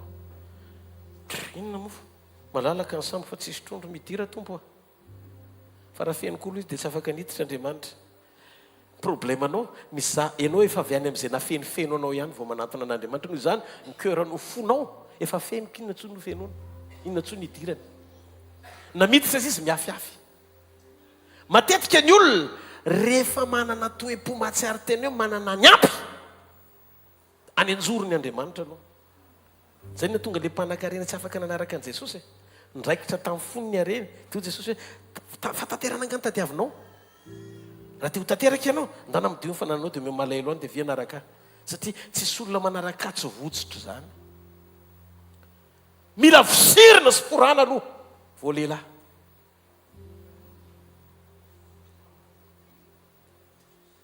Famorana toe-po. Inona tsara hoe? Inona tsara? Niditra Jesosy tao an-tsambo kely dia hoy izy Jesosy hoe zao a le tsy fanaonao fa le fanaoko tiako hitondrananao. Raha ny marina mbola kely Petera dia efa mpisoma lakana amin'ny lakany Genezareta, amin'ny fariany Genezareta. Jesosy tonga avy any olona tsy mbola nahafantatra momba an'io mihitsy. Fa niditra tao fotsiny izy ampiasan'le lakana mba ahafahany toroteny satria be olona loatra. Dia napetraka reny sisy dia nisitaka kely izy lakana toroteny izy amin'io. Efa manoaka fotsiny Petera miandry an' Jesosy hoe inona roviana ary vao vita ty toroteny lava be ty. Fa nitodika Jesosy tsy maha-professionnel anao androany. Niditra tao an-tsambo kely ny Petera Jesosy. Efa nisasatra nandritry ny alina izy fa tsy nahazo. Fa tonga teo amin'ny lakany Petera ny Jesosy sy ny fahatsarany naniraka azy. Anao zay zavatra nataony nandritry ny alina kanefa tsy nahitany vokatra. Efa nandritry ny alina izy nandenana raty fa tsy nahazo vokatra. Jesosy tsy mahalala amin'ny faningereza fa Petera mpilalao an'io. Tena diplômé eo amin'io fary io raha dika Andriamatoa Petera. Dia ozy Petera hoe ny alina rangany tsara fanaovana an'io a. Fa ianao ndray ty tonga dia ianao ndray mba sy ho mpianatra anao hoe amin'ny atoandro atao tsy fanao zany. Fosy Jesosy le tsy fanao mihitsy no asaiko ataonao. Fa androany hafa mihitsy. Atoandro ndray ny fanjonoana ry Petera fa ny alina laza tsaroana fa efa tonga ny lera. Mitsahatra treo ny fombafomba sy ny fahazarana rehefa eo Jesosy. Ny amin'ny Petera trondro alina, ny an'i Jesosy trondro mantsana. Ary amin'io ny amin'ny Petera trondro ny ilainy, ny an'i Jesosy Petera ny ilainy.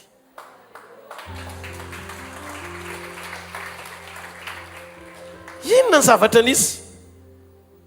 Rehefa reraka tsy nazo nininy Petera nandritry ny alina, tonga Jesosy niditra tao amin'ny fahafoanana.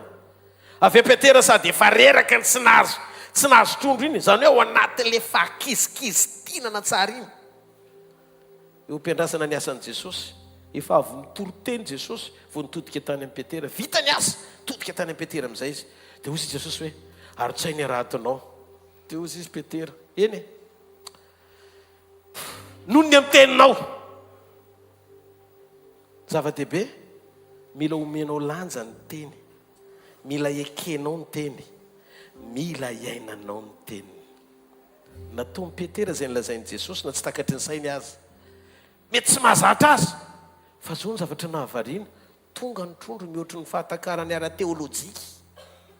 ara-pilôzofika ara-tsientifika zany hoe tsy ny teny ny kajy ny petera taoriany fanekeny ny baikon' jesosy nitsahatra ny fombafomba fa natao tamin'ny fomba an'Andriamanitra le izy nandretsika ny fomba atao mba azahoana olona maro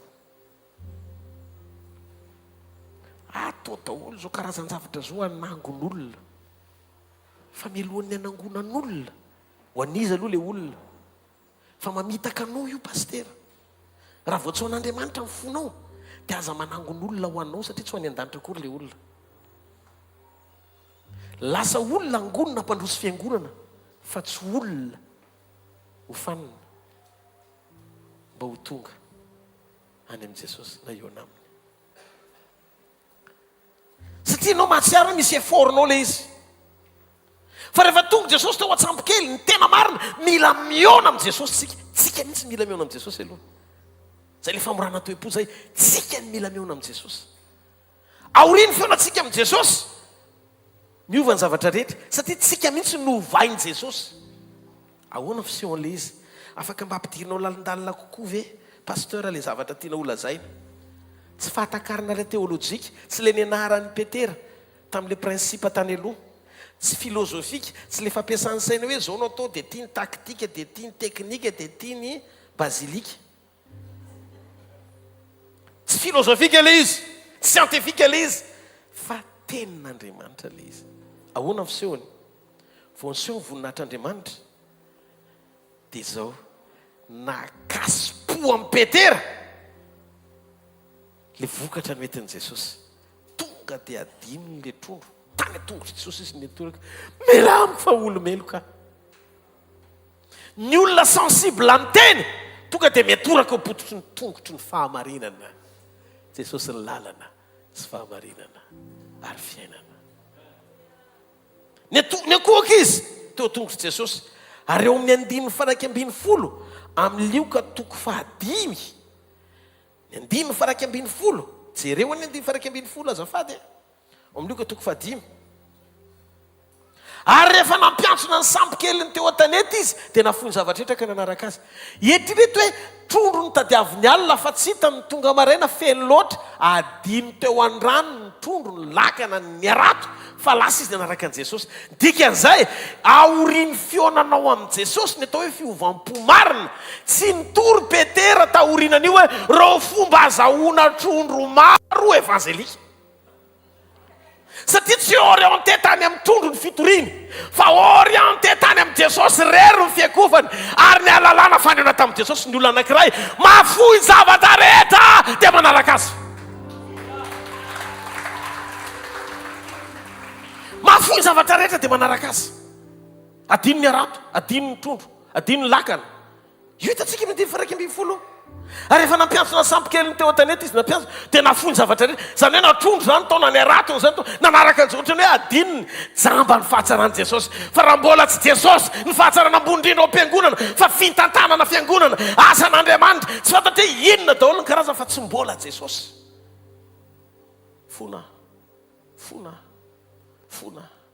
fona raha mitena ty mbola tsy tanteraka ny fionatsika tamin'i Jesosy ny olona miona amin'i Jesosy jamba ny fahatsarany tsisy fahatsarana afa-tsy ny akoatrany adinonao daholo hoe inona ny tiana ho ananana na inona ny tiana ho azo na inona ny sasaranao mbola tsy hitanao mba te henan'izao a ny problème mahatonga anao mi se permettre midongy ao amin'ny asan'Andriamanitra omena opportunité anaovanao zavatra tsara nefa tsy omenao à 100% le izy pasteur tsy mbola niona tamin'i Jesosy ianao Petera oriny niona tamin'i Jesosy nafoy daholo le trondro le nanahirina azy nandritra ny alina le nabongo maso azy le niandrasany an'i Jesosy rehetrarehetra adino ny tany fotry ny jambo reny ohatry ny adino ny fisiny le izy lasa izy nanaraka an'i Jesosy sa nanaraka anao tsisy vesatra ny olona libra na alala ny fisiny io Jesosy io sy tena niona taminy manompo an'Andriamanitra ianao amin'izay fotoana izay libra tsy hoe tahina mba ho tahina ahoana kosa pastera tsy hanao zavatra mihitsy nareo zany zany fampianarana zany tsy le manahitaitra zany ohatrany tsy androso ny fiangonantsika amin'izany vaky io ny fiangonana 7 any Azia fatary fotsiny vereny letsika tamin'ny maraina mandidy amin'ny anaran'i jesosy a raha iza na iza pasteur tiaka an'le toriteny ao amin'ny radio na amin'ny ekipa ato anatiny mena mahimaimpona tsy vidinana ny ariary ary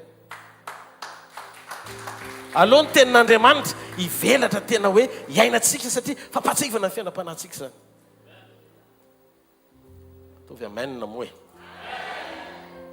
indra Petera olom-baovao rehefa teny ny fahatsaran'Andriamanitra amin'ny fon'ny olona dia tsy misy fahatsarana hafa natao ibahana eo akoatry ny fahatsaran'i Jesosy tonga manadino ny zavatra rehetra raha tsy zany ve lalovany Matio mpiasany etra zany hoe mpanamboly sady tamin'ny androny romanina le mpanao kolokolo faran'izay eny zany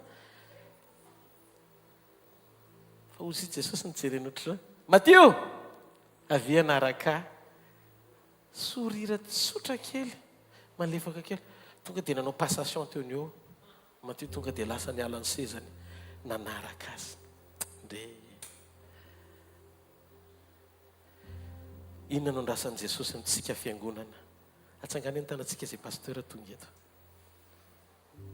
ya sotra n'Andriamanitra inona no ndrasan'i Jesosy amintsika teteny aminao ah zao tontolo zao miandry antsika te hideran'i Jesosy ny amin'ny fijoroantsika fijoroana tonga ny fotoana te hiseho ao ambadiky ny fijoroanao Andriamanitra tsy hoe miseho ao ambadiky ny fahaizantsika amin'ny toriteny tsy ny zavatra lazaitsika fa ny fijoroana ao amin'ny teny iainantsika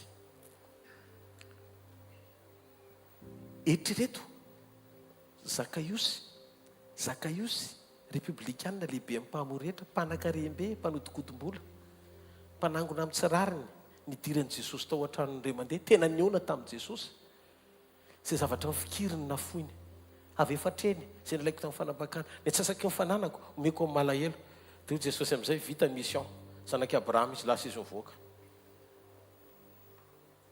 dia ndao ny tsikeritreritra zaho zao pasteur Rodolphe raha mbola hafa motivation ako eo mpanompoana ohatra hoe vola nanangom-be za afaka miteny amin'ny olona io ny asan'Andriamanitra dia atovy zay azonareo atao tsy ahy io fa an'Andriamanitra dia afaka mahafinareo na Simon fa tsy voatery ho vola zay azonareo atao dia azonareo atao mifoka efa an'Andriamanitra aloha dia fantatra hoe tsy hangalatra eo amin'ny asan'Andriamanitra mihitsy tsy aka tombony tsarany eo amin'izany fa alefako any amin'ny asa zay tokony ao amin'ny asa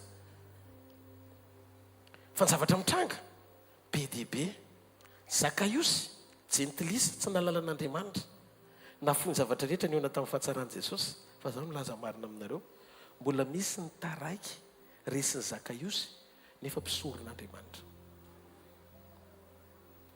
tsy voafora tena ny eo tamin'i Jesosy Petera voanao tamin'i Jesosy nafony laka nafony zavatra rehetrarehetra Zakaiosy no tamin'i Jesosy nafony ny fitiavam-bolany ny voavoa izy teo mason'i Jesosy tonga dia nizarazarany daholo le tokony zarazana rehetra libra zany hoe raha dika zany Zakaiosy kity main libra koa raha niala teto satria raha mijoro vavolombelona eto izy tsy ohatran'le mahazatra hoe naraka tamin'ny tompo c'était zay zany aloha taloha mahantra fa amin'izao fotoana zao zay milliardaire voninahitra ho an'Andriamanitra dia ny fiangonana rehetra ny tena hoa fa Zakaiosy miteny taloha mpanan-karena amin'ny tsirariny fa amin'izao vao mahay mpanan-karena amin'ny rariny satria ny ampahefatry ny fananako efa lasa dolo ny atsasany koa efa ny atsasaky ny ampahefa ny sisany hotera-tanako fa zao any Jesosy ny fiainako misy fiadanana atao-poko misy fifaliana zany mihitsiny satria izy ny fahatsarana ambony indrindra mihoatra no ny fahatsarana rehetra ny ainako hatramin'izay rehefa sendra azy dia sendra ny tsara indrindra adiniko ny zavatra rehetra noho ny fahitako azy jamba ny fahatsarany zay niona tamin'i Jesosy marina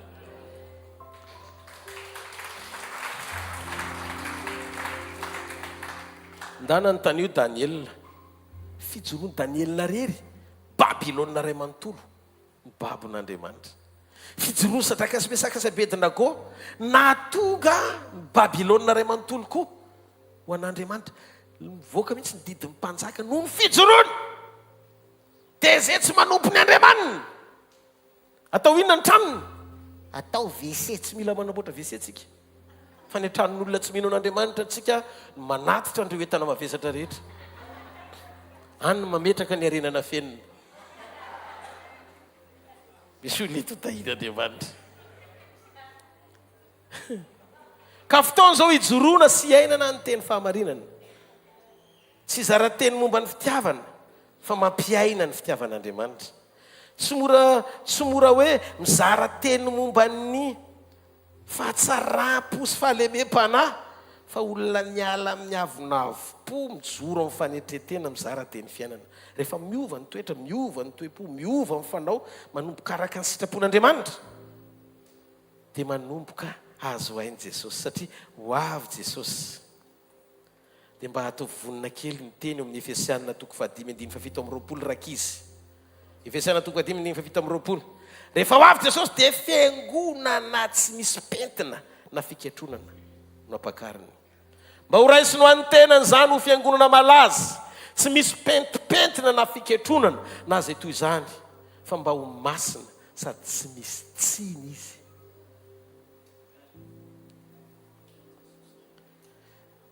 Dia mijery ianao dia miteny hoe pasteur Adolphe Adafy Rivo. Dia izy za dia ohatra misy fantany rehefa mandeha mpianatra ny tompo dia misy manontany dia manangatany dia eo amin'ilay film any dia izy zany no vonjeny zay tsy hain'ny olombelona dia hain'Andriamanitra atao. Fiangonan'i Jesosy dia mila tonga ho isan'ny fiangonana manao ny sitrapony fotsiny tsotro izao. Satria rehefa araka ny fon'Andriamanitra ianao dia mifantoka any aminao ny masony, ianao ilay tadiaviny. Ary mila fantatsika fa ny projet de bonheur an'Andriamanitra faratapo indrindra dia ny fanomezany an' Jesosy. Satria izy ny fiadanana, izy ny fitiavana, izy ny rehetra ho antsika. Inaka ny tena amin'ny Jeremia 9:20 mba le fasana ny Jeremia 9:20 hoe za mahalala ny hevitra zay heverako anareo, projet an'Andriamanitra dia hevitra hitondra fiadanana fahatsoloza. Inona ny dikany hoe fiadanana fahatsoloza? Jesosy le projet tsara indrindra, Kristy ato anatiko, tsy ho amin'ny faharatsiana fa fahatsarana tonga lafatra. Amen. Ary rehefa Kristy ao anatinao dia izy ny fahatsarana sy fahalebiazana ary voninahitra. Tsy misy tranga eo ka natao andrava sy hamotika anao zany satria miara-miasa asoa ny zavatra rehetra rehefa ao aminao. Jesosy Kristy avy any Nazareta no ilainao.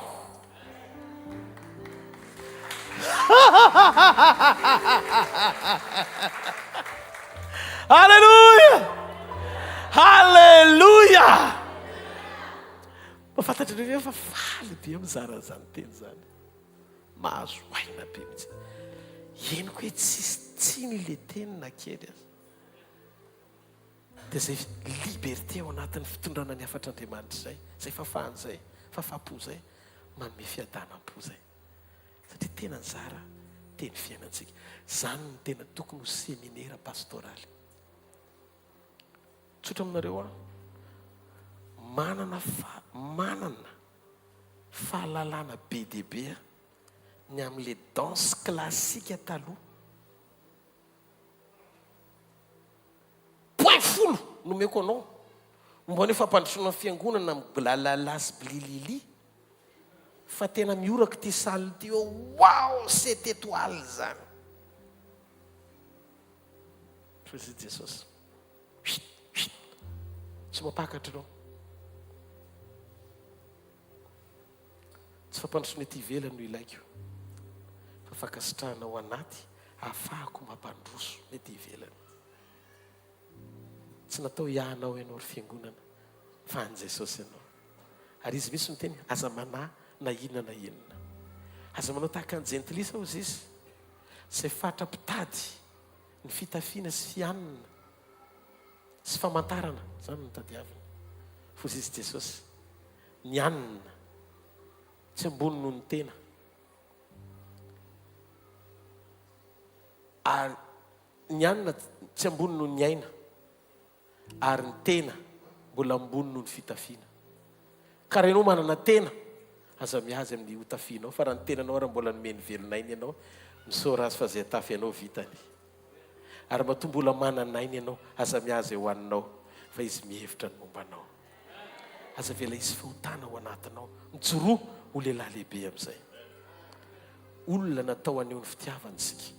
Tsy isaky ny misy opportunité misokatra dia fahakizitinana nomenao zarainao. fatezerina nomenao nefa le olona te hita fitsarana ny mampanompon'Andriamanitra anao tsy afaka izara fitiavana ny olona maratra zay nananao ihany ny zarainao noho izany no eto amin'i Jesosy aloha le ratra hositranina fo mizara amin'ny hafa ianao mba sitrany efa lasany amin'i Jesosy le ratra dia nomeny fo ianao afaka izara ny fitiavany. Amen. Nino androany hariva fahita anao Andriamanitra. Sangany amin'ny toerana misy anao dia voavaina amin'ny lanitra ny tanantsika menakavy. Tapitra amin'ity hitakariva ity ny seminaire teto amin'ny Toby isorana manokana amin'izany ny fiombonana ny fiangonana kristiana teto Mahajanga. Nanatanteraka sy natotosany ny seminaire iny ary tamin'ny fotoana nivorintsika farany dia ny fanaikitsika fa ny fanatitra rehetra mandritra nyity dity dia natao tsika tsirairay avy nampanangan-tanina mihitsy hoe raha tsy mety tsy voafatitra izany sika afaka mijanona ny asa fa ny toeponareo sarobidy lavitra noho izay voafafinareo amin'ny fananganana nyity toerany ity nao amin'ny fiangonana izany nao anisam-batan'ny olona na mpiandraikitra izay tonga eto avy amin'ny fiangonana maro samihafa marina ihany koa fa tsy mitonanao zay ho eto amin'ity toerany ity ny amin'izay fotoam-pivavahana misy eto fa rehefa manam-piangonana ianao ajao ny pastoranao ny fanarahanay amin'ny mpitandrina sy ny mpanompon'Andriamanitra rehetra izay tonga eto dia anome voninahitra n'Andriamanitra izay ao anatin'ny fiombonana Jesosy ny tanjony eto Kristy ny lohany eto izy sy ny fahafenony ary ny asany zava-dehibe aminay dia isaorana be dehibe anareo ny amin'ny fanekena fa tapaka tao anatin'izany hoe ny fanatitra mandritra ny tianandro ity raha tokony ho amin'ny fiombonana ohatry ny fanaontsika satria mba tiety mitoby tamin'ity indray mitoraka ity ny nanaovana azy dia ho zay zareo hoe alefaso pasteur alefa ho amin'ny toby mahatsodrano zay pasteur mety tsara mataovy ohatr'izao hoe raha tena zay ndao itetanina mafy eo andreo pasteur malala antsika. Amen. Fa le izy raha tsy zay dia tsy maninona koa fa zay ny natao dia ho taterahantsika le zany amin'ny tetakarivo ity anao fanatitsika ho an'ny Toby eto Amparihigidro dia ny rapitso misy diabe rahantsika rehetra mandeha amin'ny firy mola izy pasteur aloha mihitsy moa anao rehefa avy eo zany no teny anisy sady amarana satria io zany présidentsika jiaby ndao tetanina mafy eo amin'ny président. Alleluia. ho ataontsika sy tanterahantsika arak'izay hoampon'ny mpanompon'Andriamanitra sy ny programa iarahana ao anatin'izany fiombonana izany. Tena faly ny fo faly ny saina mahita anareo ndao itetanina mafy eo an'Andriamanitra ny amin'ny teny nandritry ny roa andro.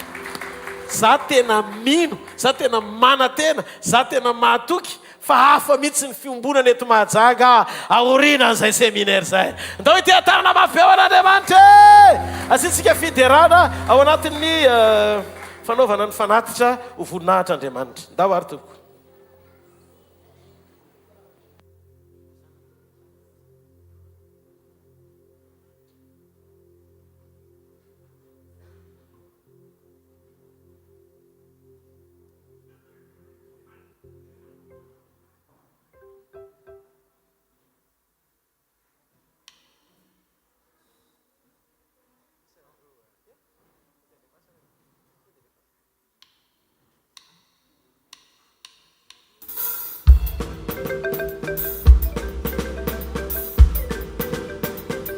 Tava botando a tia uma tupa, ao fofão.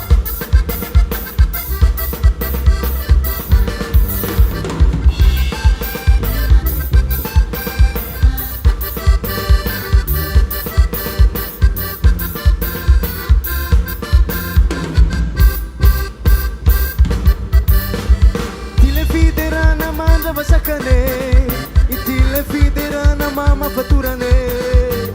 Maeno aze dia manaue zele fiderana mampaere ni akizi ni tanura raya mandeni tadabe nembe ultiabe fal ideranja so ni akizi ni tanura raya mandeni tadabe nembe ultiabe Fal, iderante so Otro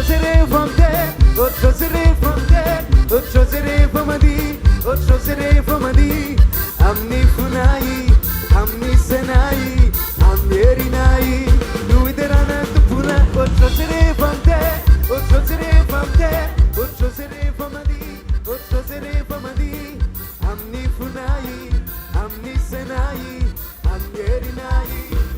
Kura kawan sesosa.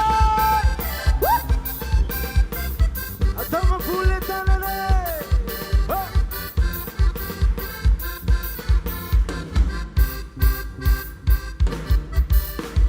Ekwana teyani tumpu. No itinzaku. Santarni tontani. Ile fiderana. Sinjana ratsena danzani. Ekwana teyani tumpu. No itinzaku. Santarni tontani. Ile fiderana. Sinjana ratsena danzani. Niakizi. Nitanura. Rayamanteni. Tadabe. Nembe. Sikachambe. Otrosere famte.